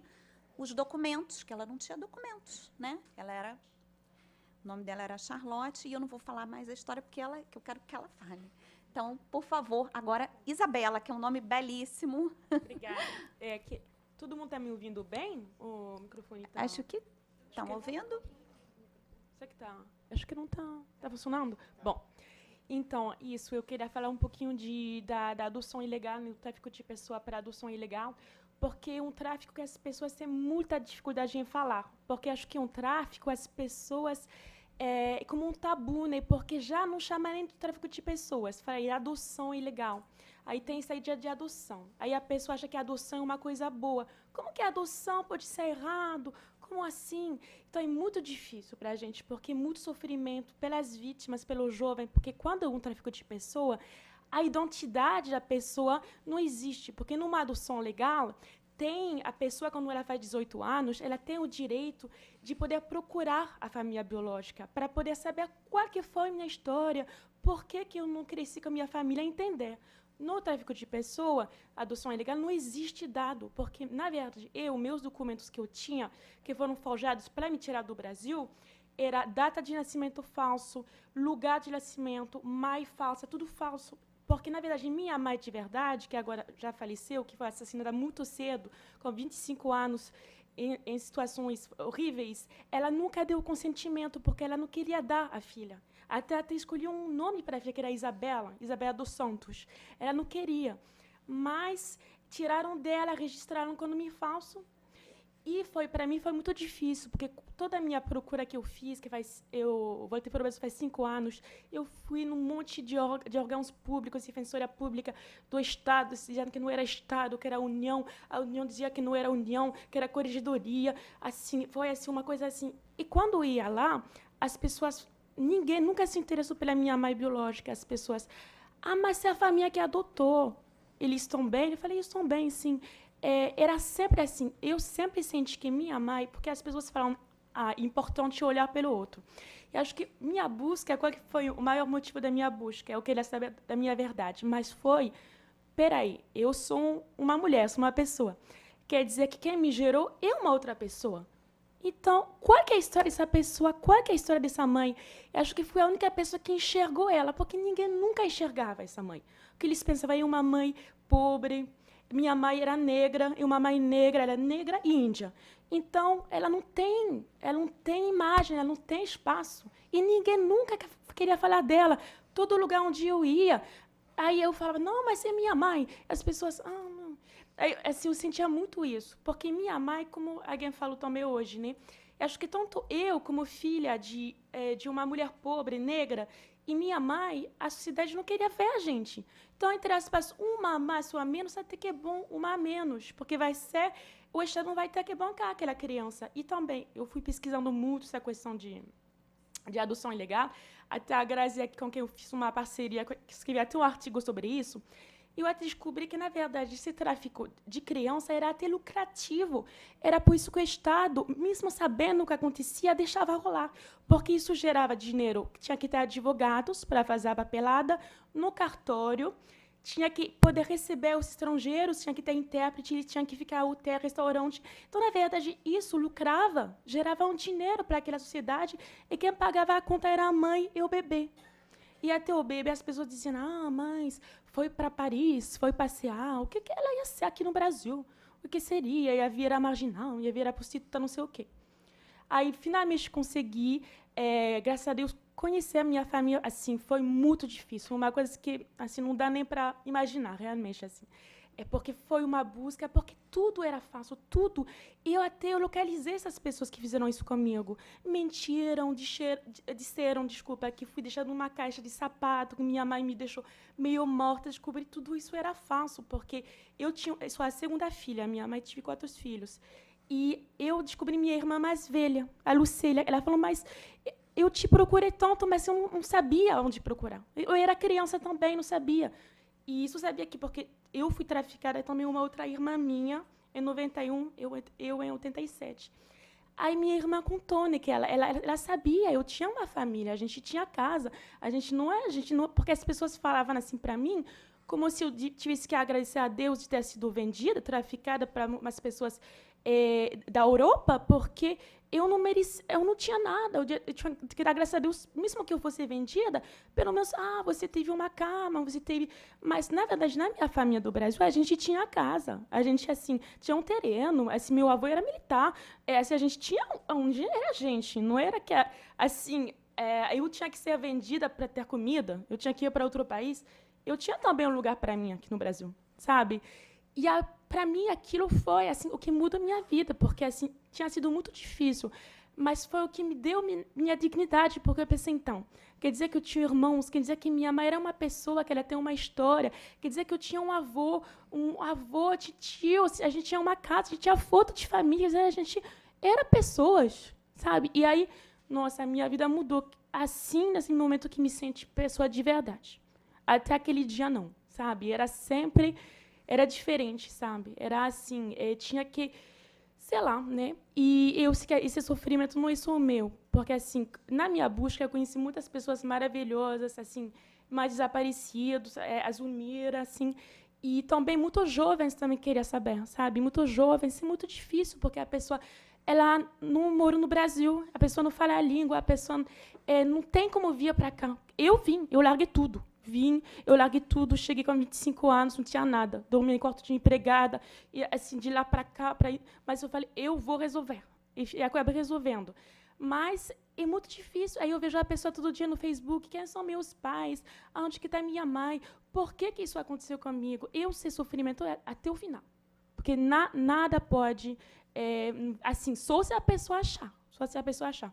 Eu, quando assim, achei finalmente da minha família, eu soube que minha mãe tinha sido assassinada em 91, quando ela tinha 25 anos, e foi um mês depois da última filha dela, que foi traficada, foi vendida para a Itália, até conseguir saber onde está minha irmã. Agora eu estou tendo contato com ela no Facebook, minha irmã caçula. E ela foi vendida um mês, assim, um mês depois de ela ter nascido, a minha mãe foi assassinada, espancada por 4 pessoas na avenida. E, com certeza, assim, não tinha prova, mas deve ter tido alguma coisa a ver, né? Porque eu sou a segunda. Teve meu irmão, que é o terceiro, que eles tentaram também vender, mas aí minha mãe fugiu e escondeu ele. Que assim, somos 4. E a última foi vendida também, a mãe foi assassinada. E, então, assim, é uma coisa assim que as pessoas podem imaginar. Como que tudo isso pode ter acontecido? Numa história de adoção, porque a adoção é uma história bonita. E eu não vejo nada de bonito nisso, sabe? Porque assim foi muito, muito sofrimento. Eu não consigo nem imaginar tudo que minha mãe passou. E hoje ela não está aqui para falar, sabe? Não está aqui para falar. Também, tadinha, ela assim, ela tinha até um atraso mental de 5 anos. Ela foi retirada muito cedo da escola. Ela era uma criança especial. Depois se engravidou muito cedo. Jogaram na rua. E aí que ela... Cada vez eu descobri, porque tinha essa mulher que fazia um tráfico de criança em São Paulo. Eu descobri que minha mãe, ela era doméstica dela, e ela obrigava ela a fazer isso. Assim como ela tinha um atraso mental. Então, minha mãe também, como também entendi falar, ela não tinha nem... Minha irmã falou que, quando ela via, ela sempre chorava, falava, cadê meus filhos? Minha filha, eles disseram que eles vão me dar minha filha de volta, e disseram que um dia eu vou ter minha casa. E ela se tornou, assim, vítima disso, sabe? Ela se tornou, assim, refém. E foi exatamente as histórias que eu entendi hoje, né? Achei muito parecido tudo isso, sabe? Que eles, pegando aquela pessoa que não tem nada, eles se aliciam, eles se enganam, a pessoa não entende, e uma pessoa que muitas vezes não tem... e isso foi com minha mãe, mas foi também com muitas outras mães que eu conheci, tanto vítimas dessa dona Guiomar, lá em São Paulo, tanto outras mães. Era sempre a mesma história. A criança ficou doente, eu vou levar para minha casa para cuidar, não entregava de volta. Depois, a mãe, ela ia lá, ameaçava de morte. Aí depois tinha uma mãe que eu consegui, porque assim, quando minha história apareceu, muitas pessoas começaram a pedir ajuda, porque também foi na mídia, falam, eu também quero saber dos meus filhos, as mães, e também os jovens querem saber dos meus pais. Aí, no caso dessas pessoas, o nome da mãe não era falso, isso foi só no meu caso. Assim, a mãe foi aliciada e tal, mas meio que assim, na certidão era o nome de verdade. Assim, eles chegaram a conseguir que a mãe assinasse. E aí a gente conseguiu achar, com o nome da mãe, a gente achou, aí a gente começou a entender como que funcionava, assim, que eram sempre moças assim jovens, que elas se engravidavam, e assim, a família rejeitava, não tinha como, porque engravidou cedo. Aí essa mulher acolhia nesse lar que ela tinha, falava, você vai trabalhar como doméstica, você vai fazer comida. E aí depois obrigava, assim, a um certo ponto, obrigava, falava assim, você vai ter que dar esse filho. A mãe estava assim, grávida de 8 meses. Não tinha lugar onde ir. Aí, quando elas entravam naquele lugar, elas não saíam mais. Elas só saíam um dia para o pré-natal e no dia do parto. Elas sempre no mesmo hospital. Elas iam com o motorista e com uma mulher disso. Então, não tinha nem como dizer, eu não quero mais, quero o meu filho de volta. E no hospital até as pessoas sabiam. E aí, a mulher, quando o bebê era recém-nascido, ela pegava o bebê e encaminhava na casa dela, que ela morava numa mansão em Moema, Zona Sul. E o abrigo ficava na Zona Norte. Então, as mães de São Paulo, as mães nem sabiam para onde que estava esse filho. E quando elas tentavam alguma coisa, aí pessoas ligadas a essa mulher falavam, né, ela vai te matar, não vai para a polícia.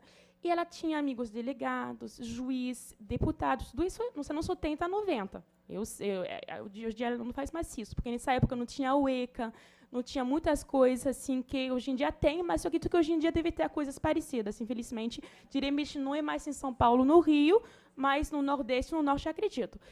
Então, por que é muito importante falar de tudo isso? Porque eu vi também, conversando com as pessoas aqui no Brasil, assim, investigando tudo isso, que era também uma coisa cultural, que sempre tinha essa visão, essa desvalorização daquela mãe negra, daquela mãe pobre, que fazia que eles conseguiam manipular dessa forma. Então, eu acho que a gente tem que mudar essa cultura. Por quê? Porque fazer uma adoção legal não é frescura, é a lei. E eu vi que muitas pessoas acham frescura. Por quê? Mas é caro. Mas eu tinha que enfrentar fila. Mas isso, aquilo. Mas, infelizmente, é a única forma que a gente tem para proteger as pessoas. Então, eu acho que a gente tem que mudar essa cultura. A gente tem que entender que é certo ter um prazo, porque também tem que ver. Por que essa pessoa quer adotar? Eu não vou falar toda a minha história, mas com a minha família adotiva, eu sofri demais. Eu sofri muito, muito. Eu cheguei até a ser retirada por maus tratos. Mas eu nem vim para falar tudo isso, porque hoje em dia sou uma mulher muito feliz. Não é isso. Mas o que eu quero dizer é que, quando não é legal, não tem avaliação da família, não verifica nada. Eles não verificam nada. Então, é importante tudo isso. E eu sei que minha mãe adotiva, ela sabia de tudo. Ela sabia que os documentos eram falsos. Assim, então, eu acho que as pessoas têm que aprender a ter respeito pela lei, porque acredito que a lei ela existe para poder proteger as pessoas. E todo esse processo de adoção legal é muito importante. Eu não tinha nada contra a adoção legal, acho ótimo, mas eu acho que tem que ser dentro de um certo sistema, com a avaliação da família. E também, eu acho que, primeiro, como que? Por exemplo, vou falar, por exemplo, na França é assim. Se a moça ela é engravida, ela quer o filho, mas se ela não tem condição, eu acho que o Estado tem que apoiar ela, o Estado tem que auxiliar. Porque, acho que o certo para a criança é ficar com a mãe, porque a mãe que é mãe. E vou te falar, nada substitui isso. Eu nunca vou saber o que é ter a minha mãe que me abraça, nunca vou saber o que é ver um olhar parecido ao meu, ver um rosto parecido ao meu. Eu vi uma foto, já foi o melhor momento da minha vida, mas não é a mesma coisa. Então, eu acho eu não convivi com meus irmãos, eu convivi sozinha, nunca tive irmãos, primos, nada, na minha infância. Isso ninguém vai me dar de volta, sabe? E, então, mas apesar de tudo, estou feliz, realmente, sou uma pessoa feliz. Mas eu acho que é muito importante. Então, acho que o Estado tem que amparar essas mães. E se realmente a mãe quer dar o filho para adoção, tem que ser dentro da lei. Tem um prazo de retratação, tem que entender muito bem o que ela está fazendo, né? Então, acho que a gente tem que mudar tudo isso, sabe? A gente tem que mudar o atendimento dessas mães, sabe? E porque acho que é isso, que hoje em dia é a raiz. Eu entendi que tudo isso aconteceu comigo. Por quê? Porque, na verdade, tudo isso aconteceu com a minha mãe. Que minha mãe não foi tratada como uma pessoa, sabe? E eu espero que isso não aconteça mais, sabe? Eu espero, né? Então é isso. Mas, apesar de tudo, eu sou muito feliz, sou muito grata, porque o que eu posso dizer que eu consegui um milagre. Porque eu falei com tantas pessoas pessoas muito inteligentes, defensores, pessoa da Polícia Federal, meu caso foi na CPI. Aí as pessoas falaram, olha só, e vai ter que deixar para lá. Não tem o que fazer. O que você vai fazer? E, por milagre, consegui. Foi um milagre. Então, por mais que tenha toda essa história triste, sabe? Ao final, eu sou muito mais feliz. Sou muito feliz, porque foi incrível. E, então, é isso. E eu, minha mãe não está aqui para falar.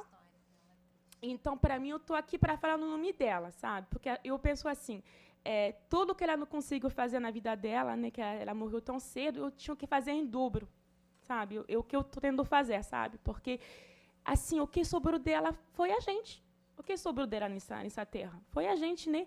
E aí eu falo foi muito triste tudo o que aconteceu com ela, mas o que teria sido mais triste, ela ter uma filha que acreditasse que foi verdade, que jogaram na caixa, que ela não queria nem saber. Isso que teria sido o mais triste. Então, na verdade, o mais triste não aconteceu. Que, ao final, a filha dela soube de tudo, que ela amava, que deu um nome, que ela não queria, que ela amava os filhos. Então, para mim, é uma história feliz.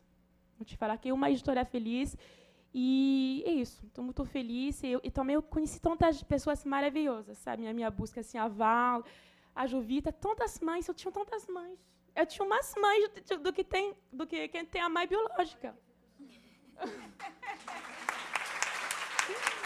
Então, é isso.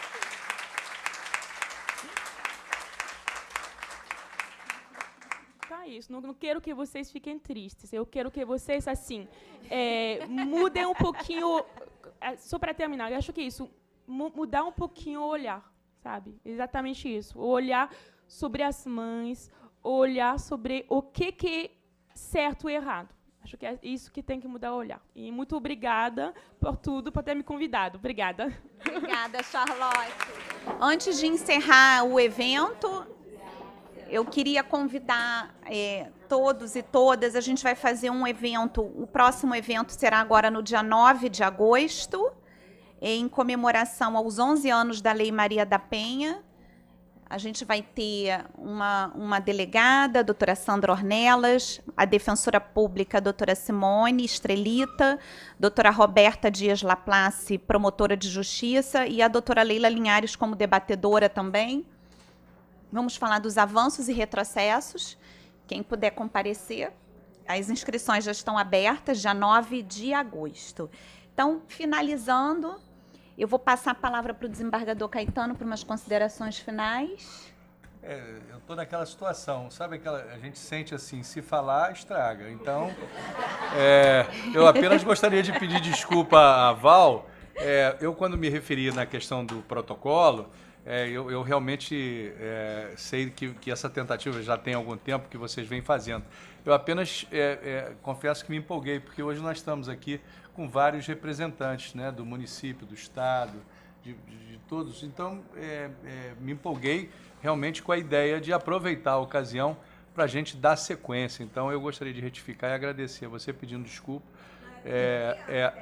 Adriana, sim, mas ela mesma já havia me falado. Então, quer dizer, eu acho que esse é o momento de dar continuidade. Eu retifico, então, não de se criar, mas de dar continuidade e efetivar a ideia desse protocolo que gera essa parceria. Eu fiquei surpreso, sabe, Adriana, com a quantidade de ações que vêm sendo tomadas por todos os órgãos públicos e também privados. Eu fiquei surpreso, mas eu fiquei com a sensação de que as ações elas precisam se encontrar, elas precisam caminhar de mãos dadas, porque as ações, depois que elas forem entrelaçadas, elas vão ganhar força. Isso eu fiquei com essa sensação, não sei se é correto ou não, que tem muita gente boa, muita gente bem intencionada trabalhando, mas é preciso que as pessoas conversem mais e tenham mais ações conjuntas, institucionais e privadas que sejam, mas que falem mais, né? E eu acho que esse seria o ideal desse protocolo. Mas, como eu disse, falando muito vai atrapalhar. Eu encerro por aqui agradecendo e enaltecendo mais uma vez a ideia que foi dela, não foi minha. O Fórum de Direitos Humanos está agregando e se sentiu muito honrado de participar desse evento. Muito obrigado. Mas por justiça, a ideia foi da Adriana, doutora Adriana, e também a execução dela e da equipe, a equipe toda da Emerge, dos dois fóruns, mas eu pouco fiz. Mas aprendi muito e agradeço, então, a oportunidade. Era isso que eu tinha a dizer, esperando que esse protocolo saia do papel e caminhe de uma forma de mais entrelaçada e que isso vai dar certamente muita força ao combate a esse odioso tráfico de pessoas aqui no nosso país. Eu queria, aproveitando aí a fala do Caetano, queria agradecer a equipe da Emerge, a Juliana, né, e a nossa secretária do Fórum de Direitos Humanos, Sônia, pelo mural que fizeram, pela organização. Organizar um evento desse não é fácil. Não é fácil, e a Juliana e a Sônia juntas aí fizeram com muita galhardia. Queria agradecer a Sávia, que desde o início, juntas, né, a gente pensou nesse evento, não foi pensado só por mim, foi pensado pela Secretaria de Direitos Humanos do Estado também, junto com o Comitê de Enfrentamento ao Tráfico de Pessoas. Queria agradecer o Thales, que é um defensor público da União assim, espetacular, desenvolve um trabalho belíssimo. E também tem uma atuação muito proativa dentro do comitê. Acho que todas as instituições que ali participaram, eu acho que esse evento é um evento que culmina agora, 30 de julho, né, essa grande mobilização nacional de combate ao enfrentamento, de combate ao tráfico de pessoas. Queria agradecer a Fernanda Fuentes, que veio de Brasília para cá, para estar conosco, divulgando as estatísticas, os dados e a preocupação da ONU com o tema. E aí agradeço a Val, o depoimento da nossa querida Isabela, que falou lindamente aqui, um depoimento emocionante, mas com um final, assim, no final saiu todo mundo rindo, feliz, porque é uma história de superação e de conquista, né? Você está no seu país, aqui é o seu país, aqui é o seu lugar, né? Então, a gente fica muito feliz de ver essa história. Queria agradecer a todas e todos. Estou vendo aqui o Damião, que está aí o dia inteiro representando a Secretaria Municipal de Direitos Humanos. Eu acho que ele sai daqui levando para a Secretaria boas ideias. Eu acho que esse protocolo a gente está tentando, já tem 2 anos realmente. Ele ainda não saiu porque as dificuldades, todas as instituições têm que estar afins e hermanadas do mesmo objetivo. E a gente sabe que é difícil, às vezes uma instituição muda o gestor. Quando muda o gestor, aí muda tudo, aí fica a gente tendo que tratar. Então, em algum momento a gente perde um pouquinho o fôlego, mas eu acho que hoje deu mais fôlego pra gente. E aí a gente vai conseguir fazer esse protocolo, porque é uma coisa do bem, é uma coisa para ajudar, e a gente está aqui para isso, a gente está aqui para servir, e a gente está aqui para ajudar a enfrentar esse problema, que é um problema, não é um problema só das instituições públicas. É um problema que atinge a toda a sociedade. A sociedade é feita de seres humanos e de todos e todas nós. Cada um tem a sua parcela de contribuição e eu agradeço muito a presença. Vocês estarem aqui já é uma contribuição enorme para a causa e para o enfrentamento ao tráfico de pessoas. Então, encerrando, que a gente já está caminhando aí para 15 para as 6, muito obrigada pela presença e encerramos, né, desembargador? Sim, senhora. Obrigada.